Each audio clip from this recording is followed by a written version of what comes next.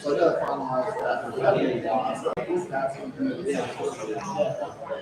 so that is $40,000. We didn't know, we would say, hey, these are our revenues.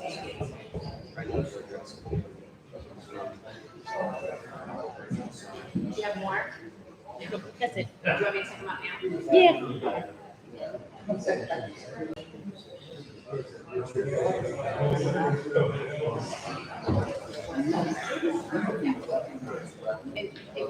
Bring two, and I'll give one to me and the other one. Against where they say, we can create a separate fund. It's like, well, because they have like. Money that is but hasn't been used for a while. So if you put it separately,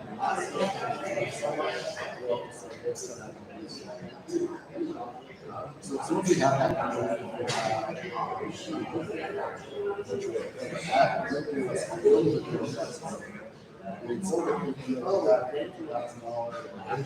And maybe just say, we can't use ARPA funds. But if we revenue ARPA funds, we can use it. So it's one of those things.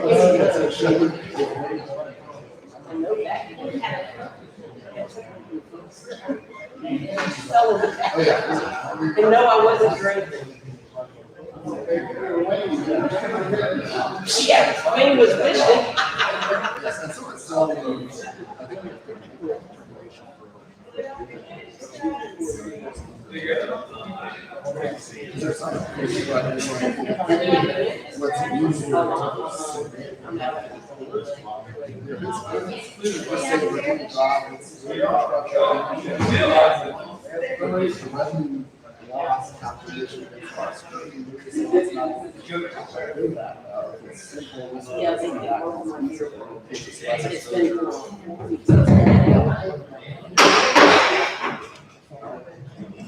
Good evening, everyone. We're gathered here today for a special meeting of the City Commission for our first millage rate and budget hearing. As we call to order, let's rise for our prayer and pledge.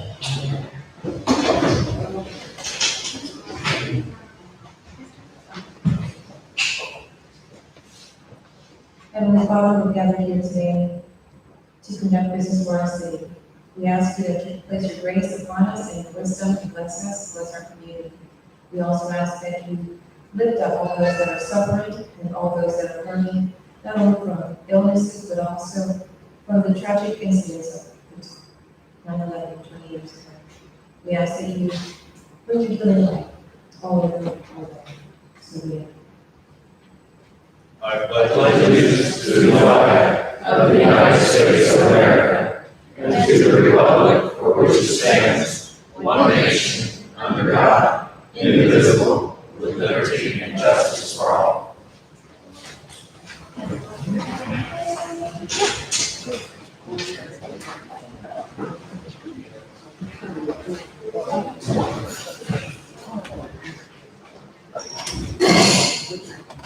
open your roll call. From Zone 4, Vice Mayor Giovanna. Zone 3, Commissioner Basso. Zone 2, Commissioner Eckert. Zone 1, Commissioner Frasca. Present. With us present is our Finance Manager from James Morris at Calcor, our City Administrator, Mr. Liette, and our Director of Administration, John McGraven. Do we have any additions, deletions, or modifications to the agenda as presented, Commissioners? Ms. Scott?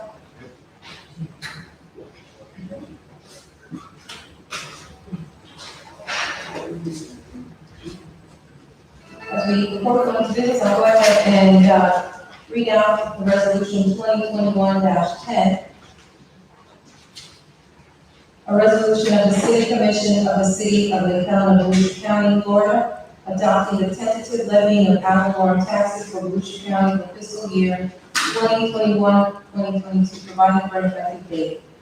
Whereas the City of Volusia County, Florida, on July 8, 2021, adopted fiscal year tentative millage rates following a public hearing as required by Florida statute 200.065. Pursuant to law and utilizing the rates established in said resolution on August 16, 2021, the Volusia County Property Appraiser mailed a notice of proposed property taxes to each taxpayer listed on the current year's assessment roll. And whereas the said notice of proposed property taxes advised the recipients of a public hearing to be conducted by the City Commission on the state for consideration of its adjusted tentative general municipal budget and the proposed millage necessary to fund the said budget. Whereas the public hearing has been held as specified in the notice of proposed property taxes and in accordance with the applicable law, Florida Statute 200.065. Whereas the gross taxable value for operating purposes not exempt from taxation in Volusia County has been certified by the county property appraiser to the city of Lake County as $1,029,153,684. Now therefore be it resolved by the City Commission of Lake County, Florida, for the year 2021-2022, operating millage rate is 6.85 mils, which is greater than the rollback rate of 6.52 mils by 5.06%. This resolution shall take effect immediately upon its adoption. Having said that, I'll turn it over to staff. Mayor, I couldn't have said it better. I think it's important to note that this particular proceeding, the budget hearing in this particular special meeting, is essentially dictated by state law. It is regulated as to what we say in the form of the resolutions, the procedures, and in particular, the notifications. So everything that we have done to this point is highly regulated, even including the date of this meeting by state law. I guess I'm addressing the audience when I say this because they may wonder why we're meeting on Friday night. But by state law, we cannot conflict with the public hearing of the school district, which has number 1 priority, the county, which has number 2 priority, and then everybody else comes after that and has to fight for their own day. So we don't want to crowd any of the other ones here on Friday night because of that reason. And again, the first thing we need to do is to enact the taxable rate for the ad valorem tax. That will, somehow the state assumes that is our major funding source, and it really is not. It's a substantial one, but not the major one. But everybody has always been interested and concerned about the millage rate. We are proceeding with the millage rate as we had last year. And that is the first resolution made this year. So with that, I think it's probably appropriate to adopt this particular resolution. Then we get the next one. Next is actually the budget, and I'll turn it over to Zach for the details you may want to hear about the budget. The mayor has asked that I discuss capital improvements to a certain extent. I'm happy to. For anybody's benefit. So it's up to you, Mayor. Okay, so just kind of following through. The next thing really is to move on to the next part of this, which is discussing anything that's on here and turn it over to our commissioners if they've had a chance to review. We've had several workshops on this already, and we've had finance manager with us. I've gone through this, and I haven't seen much change since those 2 meetings. So I'll open it up to the commissioners.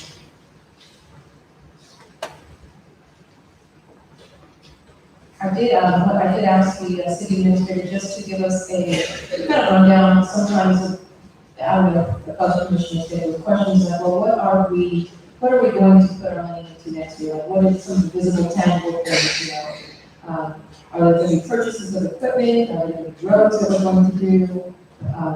That has been identified. Okay. That's really the budget. I was understanding you guys want to adopt the millage rate first and then go to the budget. Okay. Resolution. Yes. Okay, so I guess we'll talk about right now, any discussion, commissioners, regarding the adoption of the millage rate?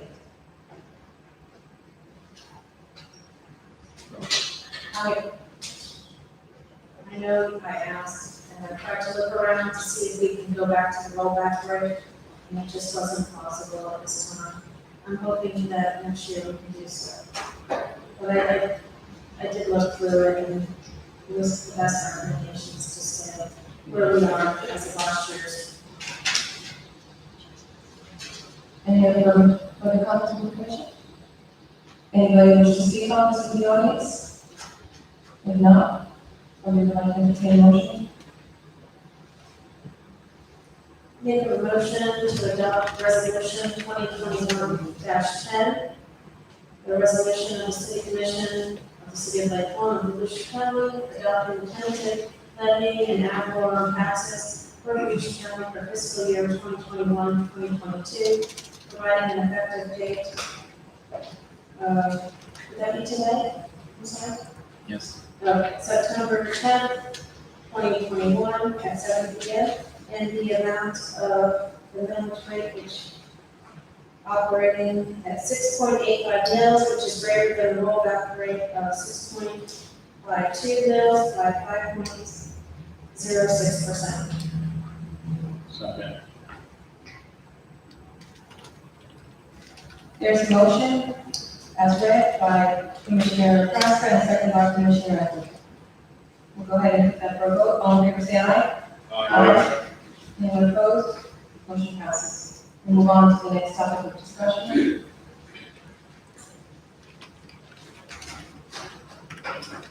Mayor, would you like to discuss the capital? We're ready to discuss the capital improvement project. We're now at 40. Wow, move fast. Would you? Yes, I'm turning it over to our city administrator. Thank you. Okay. The mayor has asked that I discuss a little bit of the capital improvement programs that we're forecasting for the next fiscal year. And as obvious to all of us, I hope in the room, while we operate on an individual fiscal year basis, projects run over sometimes 2, sometimes even 3 fiscal years. So these things may be appropriate one year and not actually be constructed the next year, even beyond. In this particular year, we have been undertaking a considerable number of capital items. Some have been vehicles, some have been projects, some small, some large. Those coming up, most important, and I understand this is one that's been on the books for a good bit of time, is Virginia Drive. Still Virginia Drive. And we're happy to tell you now that the contracts have been let and signed. And, they were supposed to actually start this last Monday, but asked because of COVID to extend for 1 week and perhaps 2. But it is underway. It is going to be a $700,000 project, which was a bit of a shock because we had forecast $250,000. But because of the cost in materials and all those good things, we had to forecast part of our American Rescue Plan money for that particular project, which it can be restored. We also have money set aside, which we will be using from the previous fiscal year. So again, these things roll from fiscal year to fiscal year.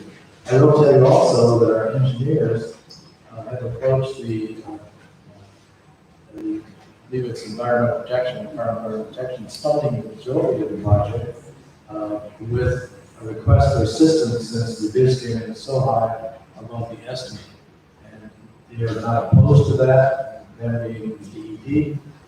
We do have to go through, you might imagine, a significant number of hoops, basically reapply for all of our funding, and has to go through a justification procedure, cost-effective ratio procedure, things that drive people like me crazy, but we have to do it. But with that, and assuming all comes out in the correct way, we actually may decrease the load of American Rescue that we're forecasting, namely 500,000, and supplement it with federal funds. If that's possible, we then have more American Rescue money to put into capital improvements next year, which will be for both water projects and for stormwater projects. The water projects are not very visible. You may notice improved service in your home, but they're underground utilities that really need to be maintained and upgraded from time to time. Stormwater projects are much more visible, and frequently this last summer, particularly nuisance. We've had a number of instances throughout the city where they've been existence for a while. One of my predecessors, Jonathan Dale, was actually tried to correct one back in, it was 2003. And I don't mean to be critical of Donna, he was not here to defend himself, but I wouldn't have done it that way. It was not the best way in my opinion, and I'm not an engineer, and he's not either. So we need to work on that, and we did bring in our president engineer, and they've come up with a solution. I passed on to the Shapers how we're going to do it. They're the prime recipients of all the water, that's why I talked to them. They had a huge problem. So stormwater, what I'm trying to say is not to discuss that individual project, but those are the kind of projects that we will be funding with American Rescue. That is, we'll have in this budget the engineering part, we'll have in the next budget the capital improvement portion of that budget. At the same time, we'll take advantage of the fact that when the ditch opened up, we'll be able to lay a 6-inch water main connecting the woods on High Street down to Ohio Street, and a loop effect, which for service is always better. It keeps the water flowing, and we have much higher quality of water throughout the year. So that's one of the projects, in addition to Virginia Drive, which is going to be a significant, it lives on Virginia Drive in that area. And we're literally going to be digging out the street down a distance of 4 feet. And it's going to be a major reconstruction of the entire street. So when it finishes, I'm sure they'll be very happy. If they're not, they'll know about it. But we're going to be very happy with that project, and I'm excited about it. This is another strength quality as the manager. I'm excited about this. Lake Pearl is another one. Lake Pearl is a traffic congestion all by itself. It narrows down in the vicinity of Lakeview and beyond for that. That road will be widened out and fully reconstructed. It's important to know, because we frequently get comments about, you need to resurface my street, you need to resurface my street looks terrible, and et cetera, and it probably does. We're not disputing that. The issue is, unless you have a very firm foundation for your street, you're really wasting your money putting an asphalt overlay on it. You need to do what we're doing in Virginia. You need to dig out the muck, replace it with a solid fill block, just like the Romans did literally 2,000 years ago, and build up the road. Then put the asphalt overlay on it, which is really designed to be a disposable road surface, a wear surface, periodically has to be replaced. But the intent is to keep the base solid. If you get water in the base, it's squishy, and you get the alligator effect, and after a while you're driving on sand, which is not good. So, fortunately, the road is still in good shape that way. We're constructing out the wings with a solid base on the back, and that's a $150,000 project. About $50,000 will be paid for by a grant, CDBG grant, which has traditionally been the source of our road repair work. We're putting another $100,000 on top of it to do it right. Then, I got off on the subject. We have a couple of roads that we're going to be doing next year, because we're not using CDBG funds next year for roads, we're using for Melissa Park. We have that application, and Melissa Park will be funded if they approve it at $62,000 for the improvements necessary to go into Melissa Park. This year, as an example too, we're also spending money in Melissa Park on private land acquisition. As you know from our previous discussions, there were 3 privately owned lots virtually in the middle of Melissa Park. I'm not sure how that ever happened, but it happened. We have now closed on 2 of those. So 2 of those parcels are now public property, part of the park, and our goal is to close on the 3rd and last one. So all of what you see is Melissa Park Road, once and for all, ought to be owned by the public, which is perfect. And we can plan that whole park, and that planning effort is going to be next year. People have constantly asked me, when's it going to happen? Because they don't see anything happening, so they assume we're doing nothing, which is not true. All we're doing is in the legal aspects, the engineering aspects, which again doesn't turn dirt, and people don't see it at all. If you ever see an FDOT project, a road project with feds take in our state, if you see the first dirt turn, I'll guarantee you that project started at least 10, not 15 years before. it takes that long to go through the entire process of engineering approvals and environmental, blah, blah, blah, blah. So it's a very time-consuming project. Everybody's working on the project, but it sure doesn't look like it. So that's another project. Stormwater, I indicated before, one of the areas that we really need to concentrate on. As the years pass by, the Clean Water Act will more and more necessitate us, if not actually treating stormwater, coming very close to that. There are some cities now that are actually constructing stormwater treatment plants, just like we have sewage treatment plants. And that's ultimately where we're getting to. We're not even close to that, but we really need to have a backbone system constructed. Extremely expensive, but as we chip away at it, we're trying to do, attacking the most obvious problems first. That's what we're doing with stormwater. The American Rescue Plan money was finally delivered, half of it. It comes in two segments, half now, half a year from now. We received $701,000 from the federal government, which, just to put in perspective, is almost as much as we get in property tax. It's a significant amount of money, but it can only be used for things related to COVID-19 and related issues, except for the very last use, used for water and stormwater, and sewer too, we have sewer. So that's going to be the source of many of our next year's capital improvement items. We did pass the master plan for the water system. When we have that list of projects in prioritized action, we'll have from the American Rescue Plan, we'll have a significant amount of money. Not enough, but a significant amount of money to again tackle the most urgent problems that we have. And I think it's going to be a good year for capital improvements. If people understand, it may not look like we're doing anything, but we truly are, have patience, and when we do see something, make sure we do it right, and we're certainly going to make every effort to do it right. And to do it right is cheap, but it lasts far longer than not doing it. And we have one contract, I hope we do it. Okay. Do we have a list of the roads that, do you have a list of the roads that we had looked at previously as priority roads? I have, well, I say, remember, last evening we approved a change order to the Lake Pearl project to do Garden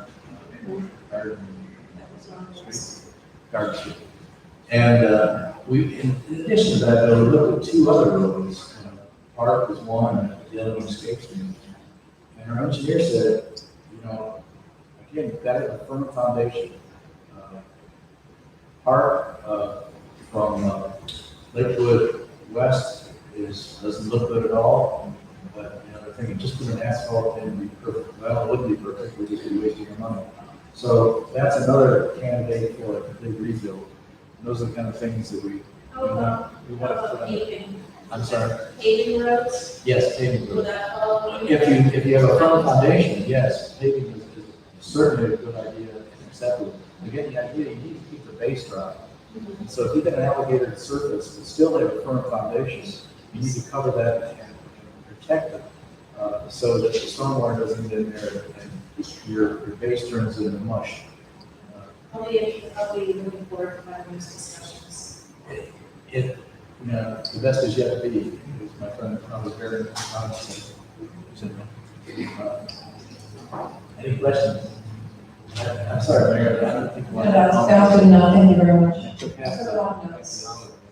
Thank you. Commissioners? I have some questions. Are we being on Facebook Live? I know that was something that our residents were very. We're on YouTube. YouTube, that's what I mean. Yeah. YouTube. Nothing further? Does anybody else wish to discuss anything regarding this section? If not, there is a resolution to read. I'm sorry? I do have a resolution to read. We do, is that, you may want to ask, I was given the capital budget, which big ticket items, but the actual operational budget, we have two of them. Zach's going to wonder why he came tonight. But we have two sections. We have the general fund, which is the general operations of the city, the things you generally think of as city operations, police, executive, legislative, all those good things. The other one is the water utility. Water utility, by definition, is the wholly owned business of the city. It's not profit, but it is to be operated as an enterprise fund, which means it's a business-like operation. So those two together add up to about $4.7 million a year in operating funds.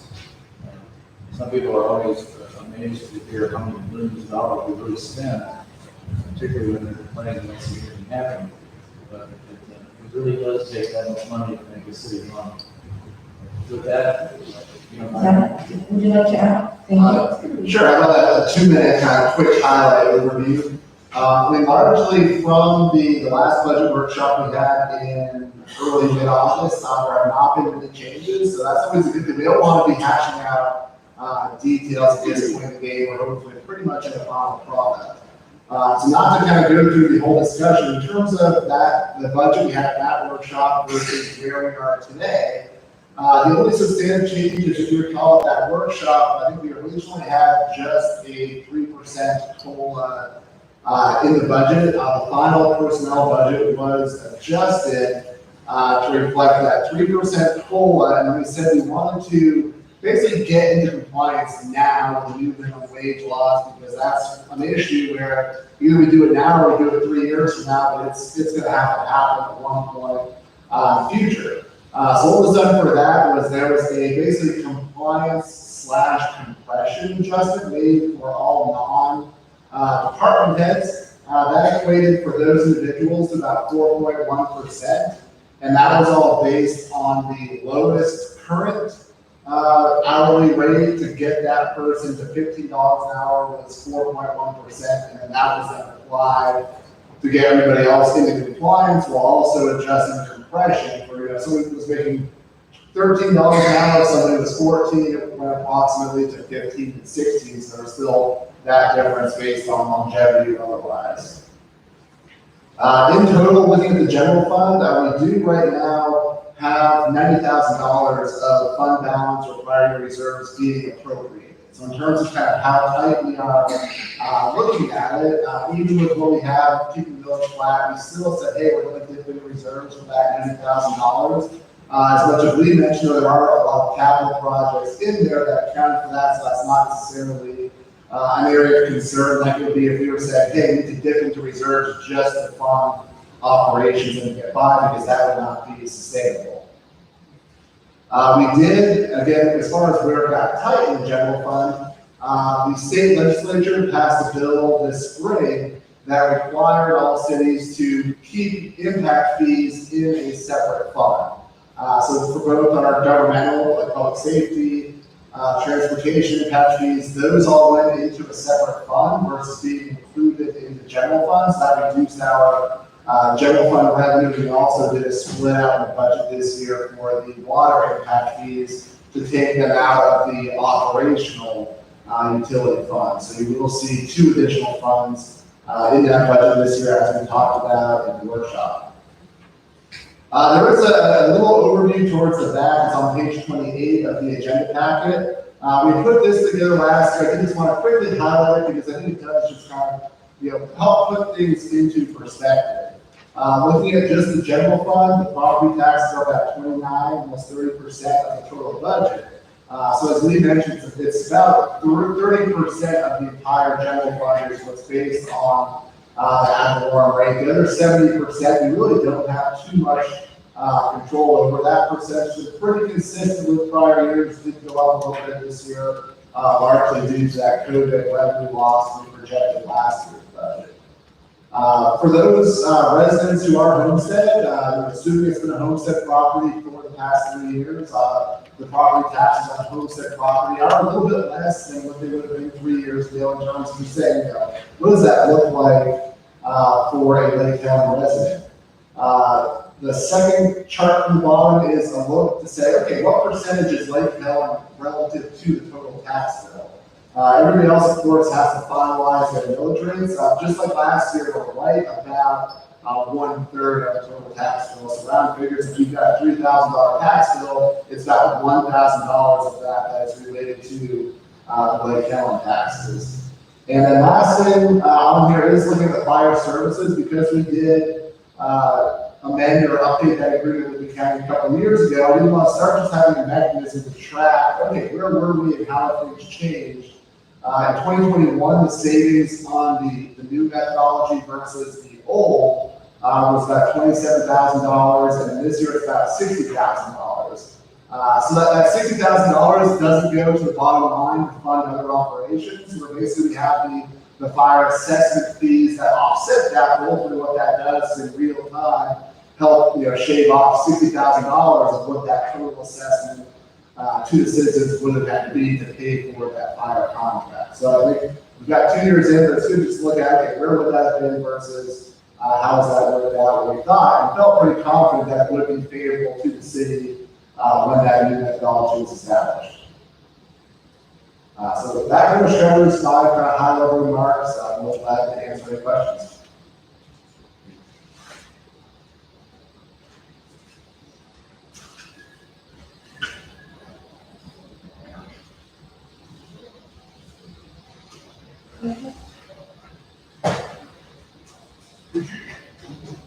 Zach, give us an overview, please, for the public, and us again, how the reserves are handled on page 11. Yeah, so on page 11 here, a couple of years ago, again, the commission did adopt a resolution to really establish a formal reserve policy and reserve target in the general fund. The methodology is outlined here, so I'll go through all the details, but basically what we want to do is fund a target $300,000 hurricane reserve in the general fund, based on what we budget for every year. So the last 2 years and what's in the 22 budget is a $50,000 hurricane reserve that if we had a hurricane come through and impact us, that we've got some money set aside to be ready to pay for that immediately versus just sitting in the reserves and then waiting for a couple of years potentially for FEMA. So this right here is a projection. Again, we've got about 3 weeks left. Hopefully no storms come through. If that's the case, and we should be on target to hit our minimum reserve levels, we would put that $50,000 that was in our 21 budget into that reserve to bring it to $180,000 in what's the 3rd year now with that policy. This projects out that we have $50,000 budgeted to hopefully go to that reserve next year. That would bring us to $230,000, so still another 1 or 2 years beyond that to get that hurricane reserve to that target level. And beyond that, the same methodology would be in place. So hopefully, again, if the hurricane reserve is full and we want it, those dollars will then go to a capital reserve to basically be available outside of the normal operating budget for the commission to identify and say, hey, we've got a high priority capital need. There's $100,000 in this capital reserve. And it's set there for those kind of unexpected or significant items as they come in the future. Yeah, we've been very fortunate so far the last couple of years. Let's hope we can continue this last several weeks. It's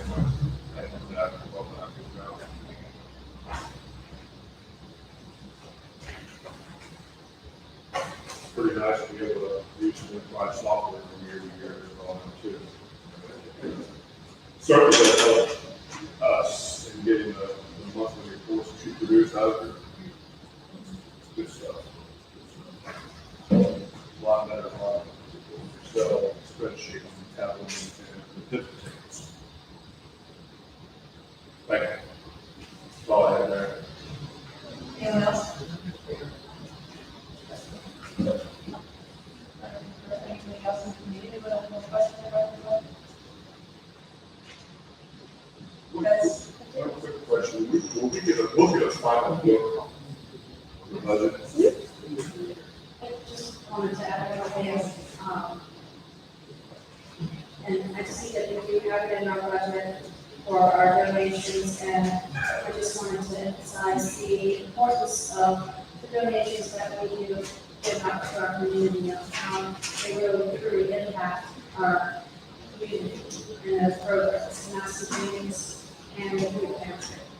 And I see that this year we have an amount of $8,000. Last year we paid $5,000 to Massive Meetings, and I would like to see additional funds go over to open gates, beyond the gates, outside the gates, sorry. I had thought we did 2,500. That was the number that was sticking in my head, but I guess I'm wrong. So maybe we can get something closer there, because I know we have many families who are still struggling to get by, get those donations out to those organizations when the budget is approved. So they can get that process.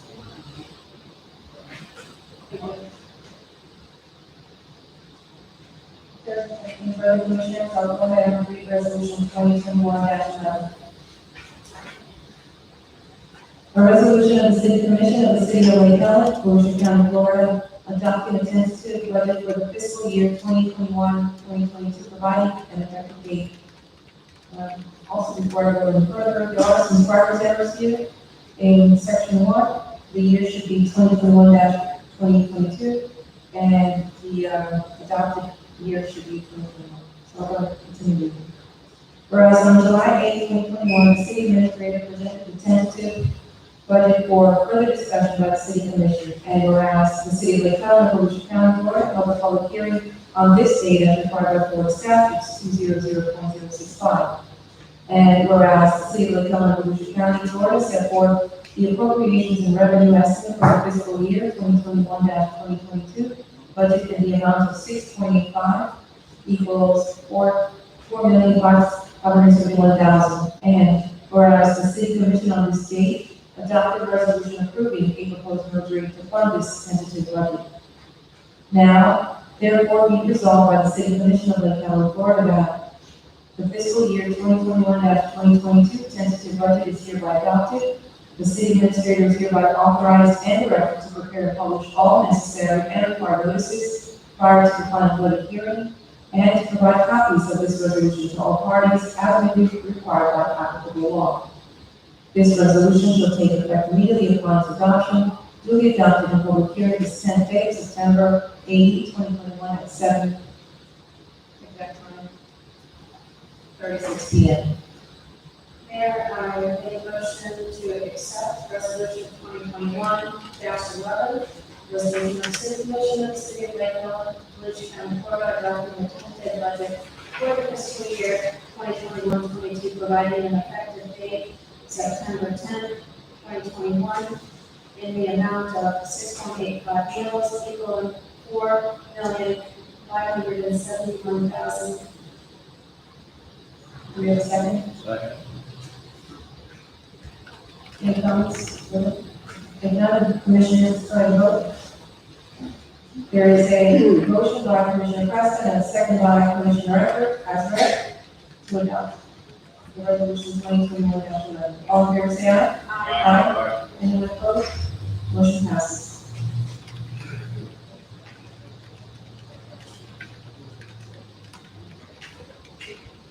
We're moving on to our section here, which is consideration of resolution 2021-12, fee and fine schedule.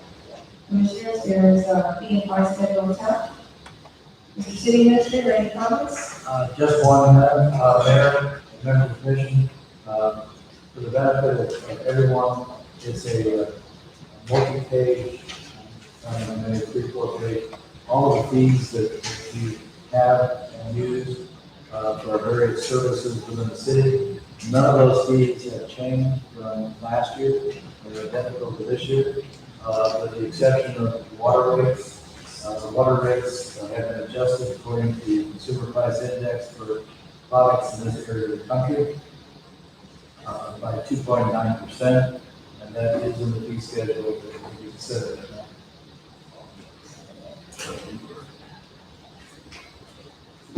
That rate increase is mandated. Is that's, yes, That would be the residential rates. that rate is mandated by a previous resolution of the city, establishing a uniform guide and benchmark, so that we don't get behind basically the cost of inflation.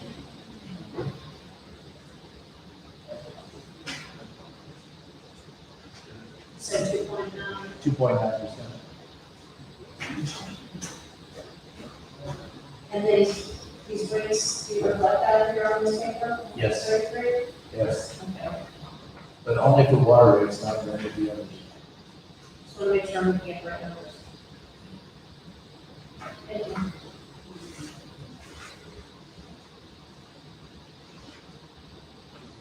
I don't know if this would be a question for the attorney or what, but with the state's laws on trees and everything, we're for us to have a tree removal fees when the state bypasses all that, takes all of the authority away from the city. It's under the heading of hopeful. As you know, the state has taken away our authority to regulate trees. It's been given to independent arborists, which is very unfortunate, but Roger, as you know, you've been on top of this, the state, the authority cities have been lobbying very heavily in the fourth legislative session to give us back the authority to do it, to regulate trees in our own community. So we left it in there for that reason. And hopefully we will once again be able to save trees. The trees need to save. Just one extra on tree stuff, and I'm going to talk to the city about it. Wow, so I have to ask. Right there, their rules. Their rules on tree removal. Yeah. They have to contact the state forestry department to come in and inspect the lot and document all the trees. And if there's a house that they deem has to stay, or if there's a tree they deem that has to stay, where they want to put the house, they have to move the house, not the tree. Where's this from? Ohio. Wow. But it just goes to show how pressure development in the state of Florida. Well, Roger brought up a good point to me earlier. This whole thing of taking away from cities the authority to regulate trees in the community came about. Most of the Panhandle is owned by St. Joe Paper, and they have pine trees up there as a source of pulpwood. And with the electronic medium taking up so much of the paper, they're selling off those forests, and developers, with the gleam in their eye, are buying them up. And you go to start taking out the trees, and people are saying no. And it got to be such a point to convince the state legislature that they have no growth in that area unless they have some control over the trees. So they've taken it away from all the cities, which is a typical legislative thing. So because of St. Joe's and Panhandle has a problem, we do too. But that can't, trees are too much of a component of Florida to just have them disappear, so. Well, all of them won't disappear. They do protect one species of tree. The mangrove tree cannot be removed without from the state. Oh, great. I don't know anybody that grows mangrove trees. Any further? So that takes us to reading the resolution 2021-12. A resolution of the City of Lake Helen, Volusia County, Florida, adopting the City of Lake Helen fee schedule and City of Lake Helen fine schedule, provided for several fees, providing for conflicting ordinances and resolutions, and providing an effective date of November 1, 2021. Whereas the City Commission has adopted certain rules, requirements, and regulations in the City of Lake Helen, Florida, in order to promote the health, safety, morals, convenience, order, prosperity, and general welfare of the present and future inhabitants of the City of Lake Helen. Whereas it is incumbent that the city impose certain fees to cover the expenses associated with the review, inspection, advertising, and other costs incurred by the city. The city has historically levied fees comparable to other governments, and this set fee schedule may be amended from time to time by the City of Lake Helen City Commission. And whereas in 2019, the City Commission adopted Resolution 2019-01, which was advertised pursuant to state law and included the provision for automatic annual adjustment to water service base rates, consumption rates, and capital improvement fee charges equal to the Consumer Price Index (CPI) for the Southeast region of all consumer goods as published by the U.S. Bureau of Labor and Statistics for the 12-month ending on March 31st prior to the effective date of the annual increase. However, the increase shall not be less than 2%. The annual CPI increase will first go into effect on October 1st, 2019, and shall be automatically adjusted annually on the same date without further action of the city commission. Whereas the attached fee schedule includes updating the fee schedule for automatic rate increase, costs associated with certain administrative duties have risen due to various factors, and whereas the city realizes that a consolidated fee schedule will provide improved administrative efficiency. And now therefore be enacted by the city commission of the city of Lake County, Florida. One, attachment A, the city of Lake County fee schedule in its entirety, and herein incorporated by reference to the following modification: automatic adjustments to the water service base rates, consumption rates, and capital improvement fee charges. And two, attachment B, city of Lake County fine schedule in its entirety, and herein incorporated by reference to the modifications. Be it further resolved that this fee schedule shall become effective on October 1st, 2021, for all projects and applications with required fee and have not been submitted for review to the city of Lake County as of the effective date. Be it further resolved that all other documents, fee schedules, or fees that are in conflict with anything contained herein hereby repealed. The resolution approved this day of September 2021 by the city commission of the city of Lake County, Florida. Motion to approve resolution 2021-12 as read by Mayor Rich. Second. Any other comments? Anybody from the community? No further, let's go ahead and make a vote. Motion by Commissioner Basso, and second by Commissioner Arthur, pass read resolution 2021-12. All in favor, say aye. Aye. Anyone opposed? Motion passes. As we get ready to conclude this portion of our meeting, for the budget hearing, for the first budget hearing, are there any further remarks from our commission and staff? I'd like to say thank you to Zach Harcourt and staff for providing this budget and the work that you did presenting. Thank you very much. And just for housekeeping, this concludes the hearing portion for our first budget for this week. So, Commissioners, if it's okay, would you like to recess the project, or would you like to get into the next meeting? I'm good. We can just go. Are you okay? Can you just go ahead? Thank you.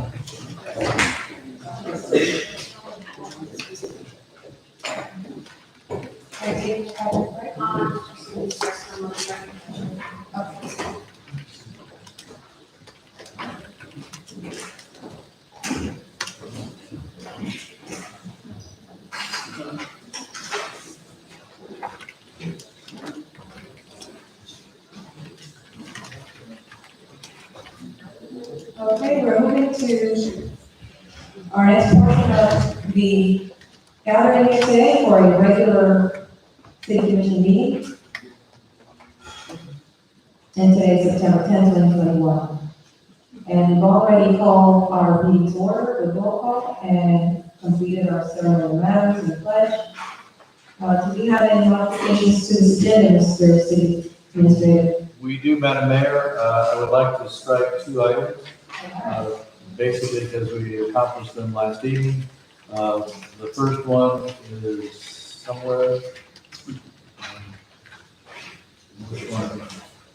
I was going to mention The evaluation of the city administrator was formed for passed out last night. okay. And the agenda item will be on the October 14th for discussion. So we can strike that one, which is 7D as in David. We can also strike 9D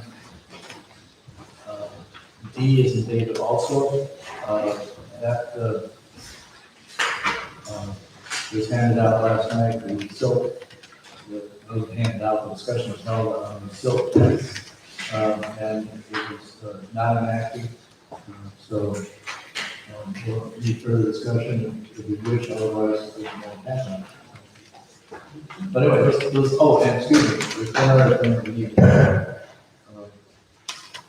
We want to add, it is 7E as in easy, ECT miscellaneous services. It's an annual contract that we have with our engineers for items that are not projects, so we need engineering assistance and guidance. A good example would be High Street and the flooding that I was referencing earlier. or item 70. Yeah. So I'll just explain it later to that. Okay. Which one's for strike? Strike to 7D, add 70 ECT engineering services, and strike 9D requiring services. Remove the, ground radar from my sentences tonight. Do you want to add that? I would like to continue to postpone that. I did make the inquiries that I told you about, but it didn't resolve in my mind yet what the correct answer is. So I want to continue that discussion for the 14th. There aren't any further commissioners, we'll move on to the next item, our public forum portion.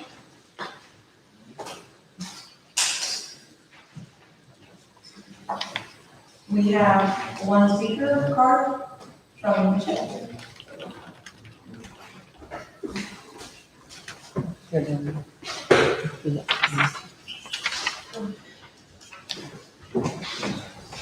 Lake Helen City Commission.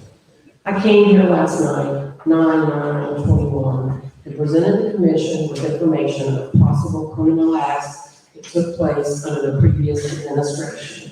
For example, fraudulent checks, missing public records, employee insubordination, failure to provide computer and security system passwords, thousands of dollars of purchases being made with city-issued credit cards without receipts for those purchases. I am back tonight to demand that the commission launch a full investigation by an outside entity. If laws were broken, then the city moves forward with pressing charges against person or persons responsible, and they be prosecuted to the full extent of the law. Policy, procedures, and safeguards must be put into place and adhered to going forward. Sincerely, Charlie Bishop. Do we have any other speakers on this? Any public forum?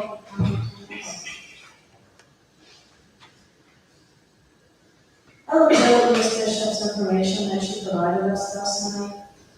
And in regards to the additional information that I mentioned about security camera footage not being in the proper hands, and in light of all the information that was presented and demands today by Ms. Bishop and other citizens, there appears to be a past of impropriety and systemic malfeasance within our finances, our record retention, that gives the impression that there have been negligence and or intentional acts of misconduct, including misappropriation of funds. Therefore, I make a motion to bring the proper investigative authorities, whether it be FDLE, State Attorney's Office, or the FBI, to complete a thorough investigation of all questionable actions and activities. Second part of discussion.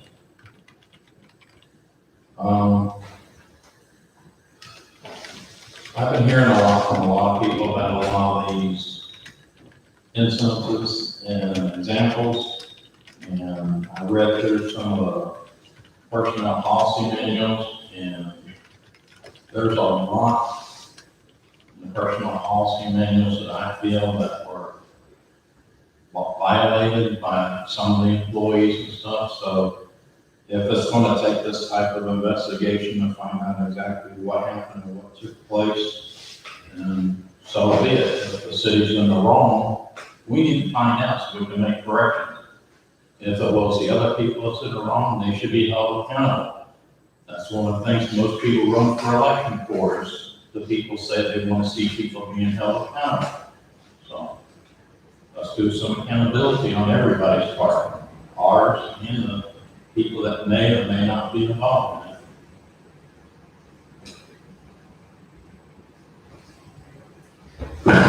Could we first have an forensic audit?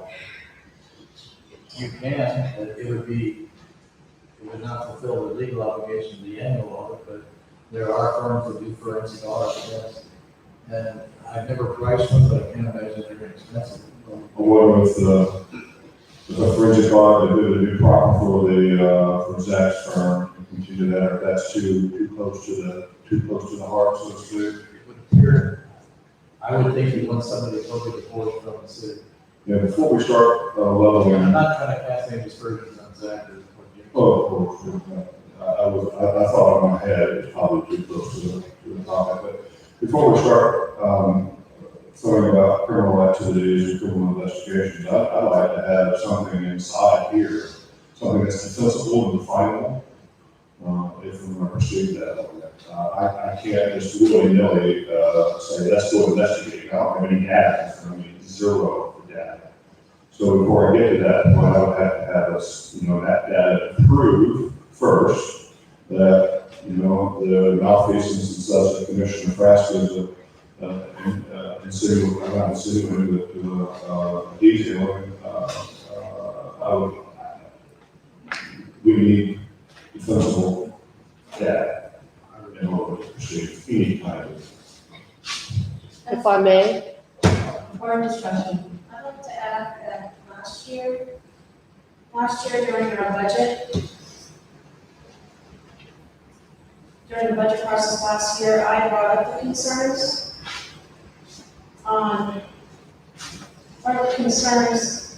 that there were gaps in the records, in our financial records, resulting in missing receipts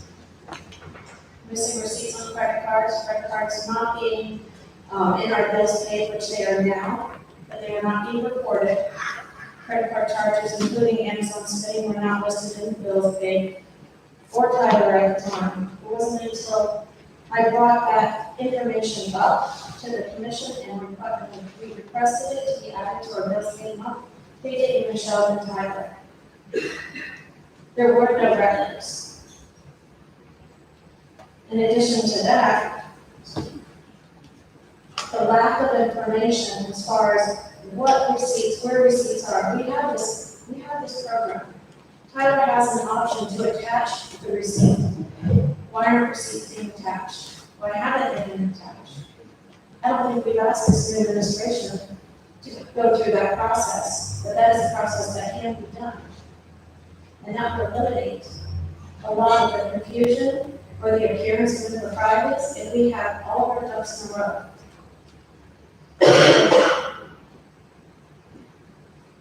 But the motion basically is more of a courtesy because we don't have to have a motion for an investigation to happen. Correct. Because we are not the court. Yeah, I just need more data. So this gives us, Jim, the opportunity as the commission to unite. And if there is any question of wrongdoing, that we are willing to go in and that we have nothing to hide. I have nothing to hide. That we have nothing to hide. And do the right thing so that way we can move on and find if these allegations are false. So be it, that'd be wonderful. But we'll know that we're trying. I'd rather have a forensic audit rather than I appreciate your time and efforts and discovery along with the other groups out here as well too. It's difficult for me to accept that without a true forensic audit to truly determine those bases. You're making some very serious accusations here. Yeah. That's why we need to have defensible information, not information that's filling in public records requests. And it would be the same type of opinion you might have of me if I were to go through the city's books and come back and say, as a commissioner, I don't have the wherewithal to do. I don't have the wherewithal to go to the city's books. No, I don't have that skill, even though I have a background in finance. I'm not comfortable making that type of accusations without that type of data. This is serious, and these are serious accusations. So I would have to have something defensible, something legally defensible, and something that then could be used, if it is that fact, to present these charges if there's no warrant. But public records requests and discussions amongst commissioners, and commissioner investigations and all that's not sufficient. Well, let me give you another example, and maybe this will help. Let me put this in the form of a question. Is it true that public records have been deleted and not available once requested? Examples, Ms. Woody's phone was wiped clear of all her messages prior to turning over her city-issued phone. Ms. Olson's phone was wiped clear of all messages before turned over back to the city, which was the city-issued phone. Mr. Mullins' phone, after request of his text message, were wiped clean before handing over his phone. These are public records. It doesn't matter where the record is located. It's the messages on the device, even if it's a telegraph. The messages are still there, it requires the court to go back in there and pull all that out. But again, I'm not getting into a tit for tat type thing here. It's a very, very simple thing. For these type of accusations to hold water, you need to be defensive. And so far, none of this is defensive. There's no facts. Right? You have a preponderance of facts, per se. There's research that suggests a preponderance of impropriety. But until a true third party provides that for this commission, we can't, I would never want to act on, this is what my opinion might be based on everything I see. We have to be defensive. If we're going to levy these charges, or levy this accusation in this matter, it has to be defensible for us and them both. They deserve, and you deserve, I deserve this information. And Let me just show you something real quick. This is one employee's, Can we finish our discussion first? well, I just want to show you what $30,000 worth of Amazon charges in 18 months looks like, Thank you. and no receipts at City Hall. Where, as you can see, in the process, addressing this matter, we need discussion. I think in her motion, she did request a third party for an outside. Sometimes. Sometimes.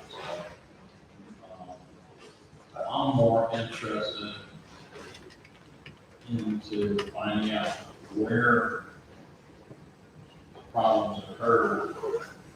Do our policies address those problems, or do our policies need to be updated and corrected to make them stronger so it doesn't happen again? I have three questions. One is what's your end goal? Two, I'd love to, before I launch into an investigation, I would like to see, I'd like your opinion from our attorney on what is defensible, what is disrespectful. And not only that, a certificate report from the city administrator addressing like the same. And the third thing is, I'd like to break some of these down into the things to go on to investigation into. Because from what I understand, the fraudulent checks, part of it is we are currently investigating now. So rather than lump everything into one pile of investigation, I would like to see where we're going, what it's going to do to the city, and where we go.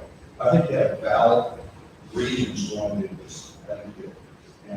And the end goal is to make sure we have policies and procedures in place so things like this don't happen again. That is admirable, and it's our duty to do that. But I think we would be making a huge mistake launching this without legal guidance. I just want to go back to what Vice Mayor mentioned about forensic audit. I remember when I first came on, I really was under the impression that the finance, when we talked about our annual audits, I thought I was, oh, yeah, we're going to get into everything. And so as a newcomer, sitting down with our finance managers, it was clearly two different worlds, what that audit is versus getting someone to actually find out are there any nickels missing in our, chain box. And so I would be very supportive of doing that type of forensic audit thing. Just out of curiosity. Just go ahead and address the entire issue. I think we all need to keep in mind, it needs to be funded. Okay, one of the things that I've learned being in business, that there are multiple types of audits. Basically, there's a thumbnail, here it is. Then there's a little bit more intense. When you get to a forensic audit, it's even more intense. It's exactly No, Okay. So there's a fee associated with that. I'm gonna say right now, I'm gonna probably paying that fee, but to just go into it and just say, let's do this, not even know what the fee is, I think that's not being responsible to our taxpayers either. So I'd like a little more information on what's going to cost. I think that's step one of the process, and then, it's incumbent upon us to get to the bottom, so we can make sure that as we go forward, we're doing it on program. I also want to be supportive of any master like commission ever, the end goal is really the policy. What do we have in place? I can tell you that what I've learned in the last 4 years is, I've said it before, some of our policies are not there. Mr. Evans has said the same thing. It's, I think to one point he said they're there or non-existent or they're lacking. I can't remember the exact words he used. And it is our responsibility as citizens before to look at policy. But the big component of any policy and anyone that's done policing would know, you can have all the laws and you can have someone enforcing them and someone holding people accountable to that. It's different. Yeah, right, yes. I'm all about holding people accountable, no question there. So it's gotta be, we've gotta do this in a proper manner. So this is out here with my, Just to be very clear, my end goal with this is honesty, integrity, accountability. And that's what we do over here. That's what we make sure that we follow through with our policies. But if we see our policies are not adhered to, and there are no repercussions, that's still what we still. And it starts taking everything down. And it's based on some of the reports and everything, it's not just the fiscal department, it's also the admin part. Whether people violated the ethicals of their office, in doing things, so we'll get into the investigation, Mr. Brown, that we could be, Well, in violation of it, we have to, account for ourselves for that also. Well, a forensic audit will tell us where we are financially. Will that tell us where we are? what I meant by the financial part of it is, a company who does forensic audit should be able to tell us what it's gonna cost to do it. Oh. That's what I'm saying. Then the forensic audit will drive down to the nitty-gritty details in which you have concern. And the citizens have. That's what a forensic audit does, is take that, let's just take that charge. And okay, that charge, it didn't work. I understand that part. I'm saying about the ethical portions of record retention. I don't think that falls into, all of it won't fall into financial. No, that's true, but that's a different, but So that's a there are different piece. different aspects. I totally agree with the forensic audit wholeheartedly, and I think that using a third party outside of what we have. I don't have a problem with that. I have no problem with that. So I can make a motion. it's gonna be a motion and a second for discussion. I would like, once again, before we dive into doing anything, I would like to know what it's going to cost, okay? And I would like your legal advice on that. Well, the current motion that's on the table does not involve any cost. Because the motion that's on the table is to get proper investigative authorities involving FDLE, the state attorney's office, and the FBI. And they have investigative office, they have forensic auditors. So that does not cost our city anything. Because that is coming. See, once again, again. I don't know. I think we're heading into a territory that I'm not familiar with. So that's why I would like to hear legal counsel. Where are we going? What can this look like? What's the end product? What could it cost the city? How would it affect the city? And sometimes there's other things that happen, that unintended consequences that we don't even know about. And we need to look at that, understand that, and say, okay, is this worth that? And make that decision. So I want to understand, if it costs more, we might not look and see where the wrong is, or? No, I just think we're responsible if we go into it not knowing what it's gonna cost, or where it can go, or how it can negatively impact the city. Follow me? I understand what you're saying, but I just want to make sure that it's not determined on what the cost will be. No, okay, let's just. Because these are, What I'm saying to you is, if one of the outcomes of this is the city could be sued and lose, to the tune of $500,000, is that something that you would like to do? and if they provide their own investigation on this What matter. I'm saying is, if that is one of the scenarios, that's what I'm saying, I don't know where it's going. So without legal advice, I think so either responsible to dive into this, that's all I'm saying. I'm not saying not do it, I'm just saying, let's just get some more information, let's get some advice from attorneys and from, accounting firms that do forensics auditing, and see, because one of the things that I know about breaking the law, sometimes it can be done intentionally, sometimes it can be done unintentionally. Okay? Okay. I believe that end results, we're all still got broke, and there are consequences. How do you treat them? I think what's the word I'm looking for? The penalty for the crime, I think they're different. And that's just a thought, but I want more information, legal, before I start doing something that may put us in a situation where we sue ourselves, and we know that we can. I'd be far more amenable to agree with the motion if I was more comfortable with the data set and the approach to the data set, and then how that approach is going to go. And then when that forensic audit is done, then when the results are provided, how does that change our policies and procedures? And whether it's criminal activity, it's not for us to judge. And so our old board to determine, this is my point, but I echo Commissioner Backup. Yes, yours backup. I echo his comments, and that I would be far more comfortable in agreeing to a motion once I know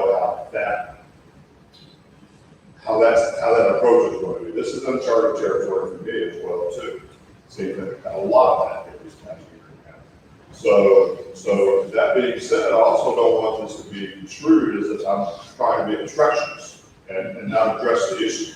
I mean, I appreciate you making the motion, and I get it. And but if we go down this path, I want to be pretty specific, succinct in the process, because this is important for us to know, and it's important for us to resolve however we resolve it.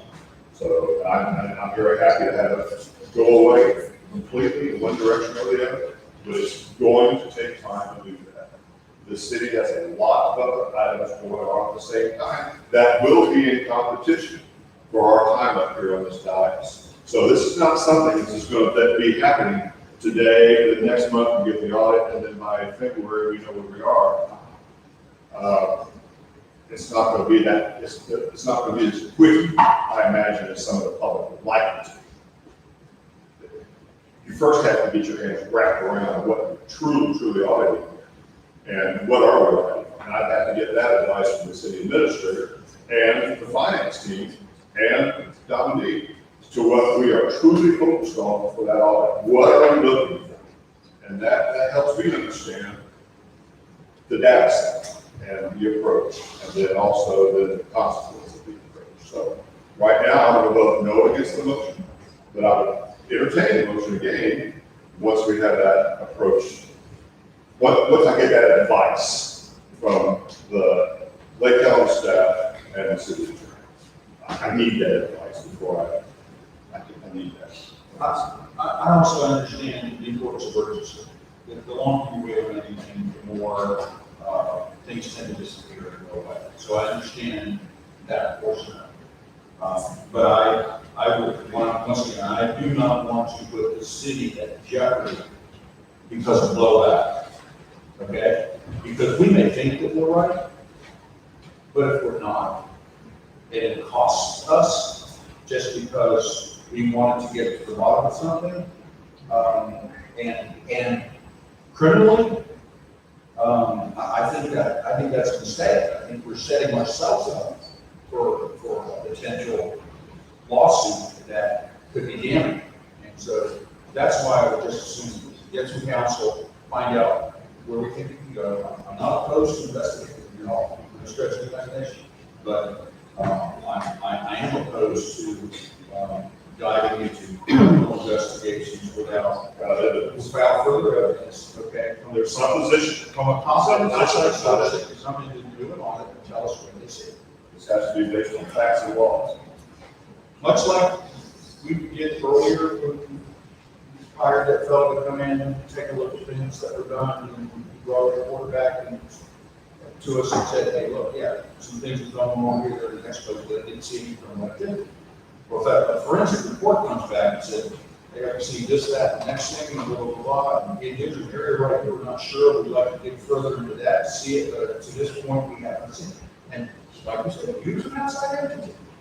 We don't need our people to do it, we're there, and find out what's going on.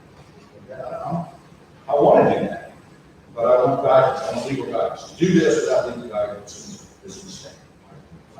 Go ahead, Reggie. As serious as this seems to be, would it be prudent then to take this underneath a special meeting and see when an attorney would be available in the next 2 weeks? To have that special meeting to address this issue? What about the motion? I will not, I'm going to tell you, I will not be here, but I would accept and support the recommendation of the city attorney, whatever it may be at that meeting. Well, we currently have a motion on the table. But I don't think we can have a motion. I understand that. So the first motion is to be called. Okay, well, I would like to, make a couple, statements in light of some of the conversations and statements that have been made here. I'd like to honor our commissioners in their desire to have legal counsel as we proceed. And I think it's really important. I didn't know that our city attorney was not going to be here today. And, that was a surprise to me, sorry. In his defense, it is here by phone, but Oh, this is too important thing to discuss. exactly, that's how I feel. And, was expected this, yeah, we don't have the attorney here. This is a really good valid point that Commissioner Bass was bringing up.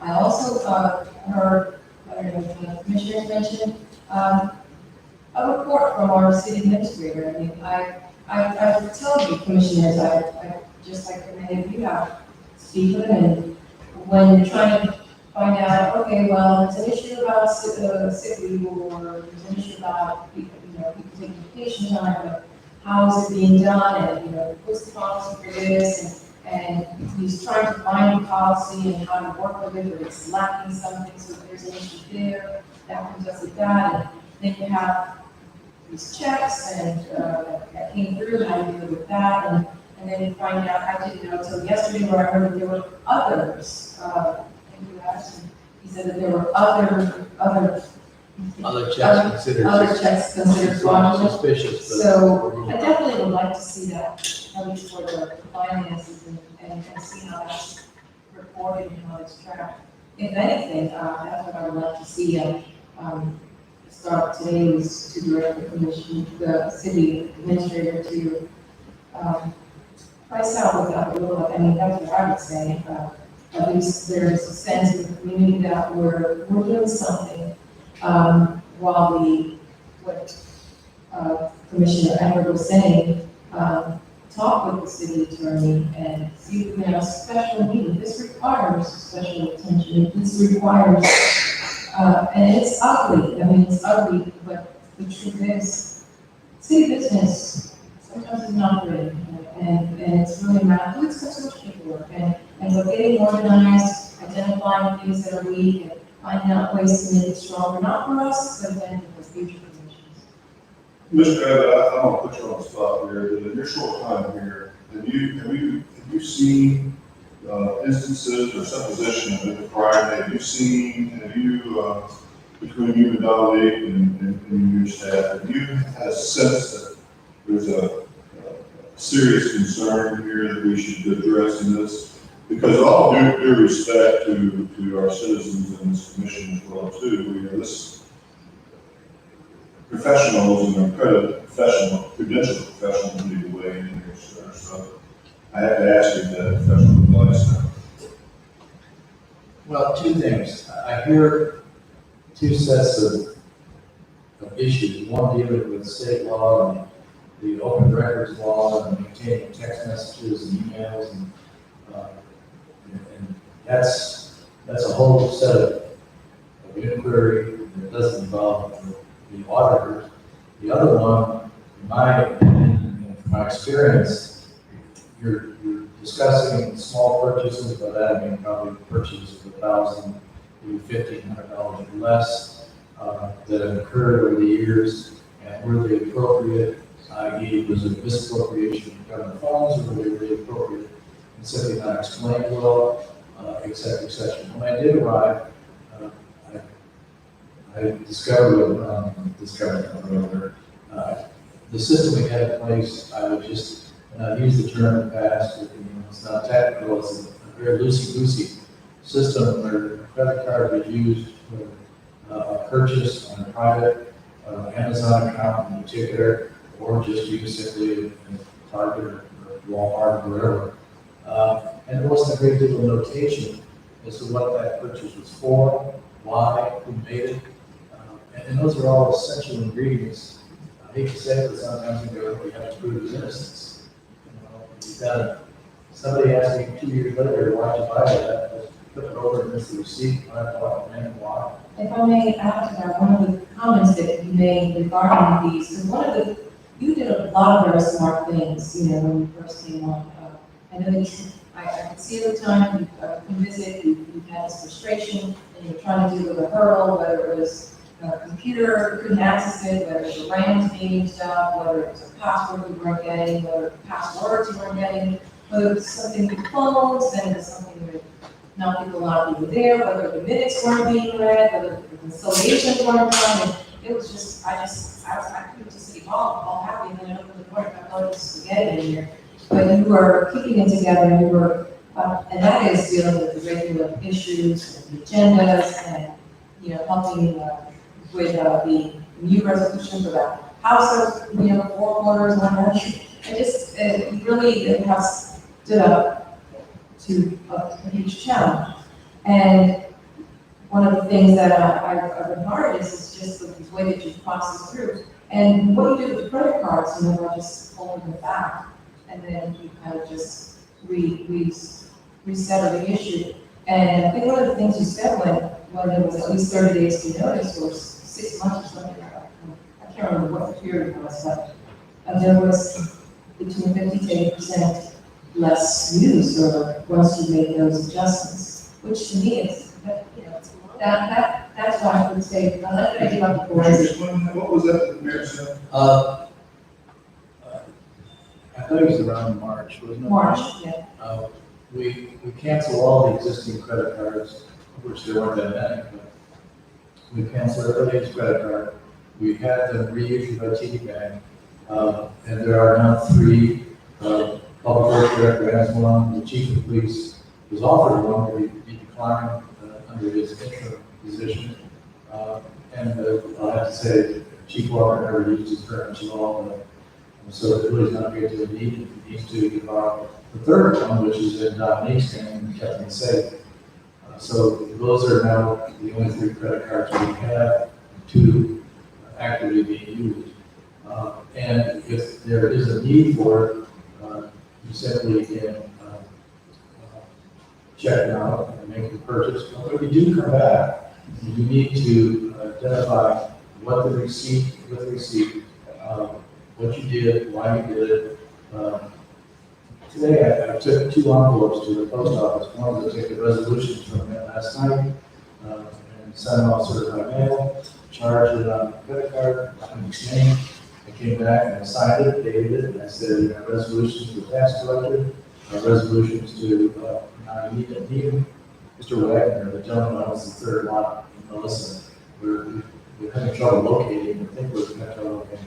So anyway, so now you have receipts. So a lot of that is I can't imagine that system being in question.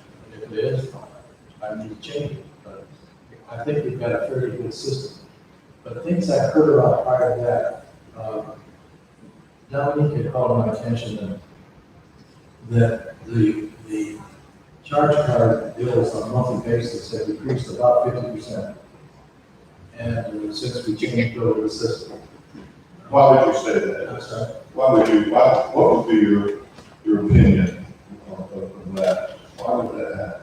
That's a great question, because I don't, our method of operations or our activities haven't changed that much, at least from what I understand historically.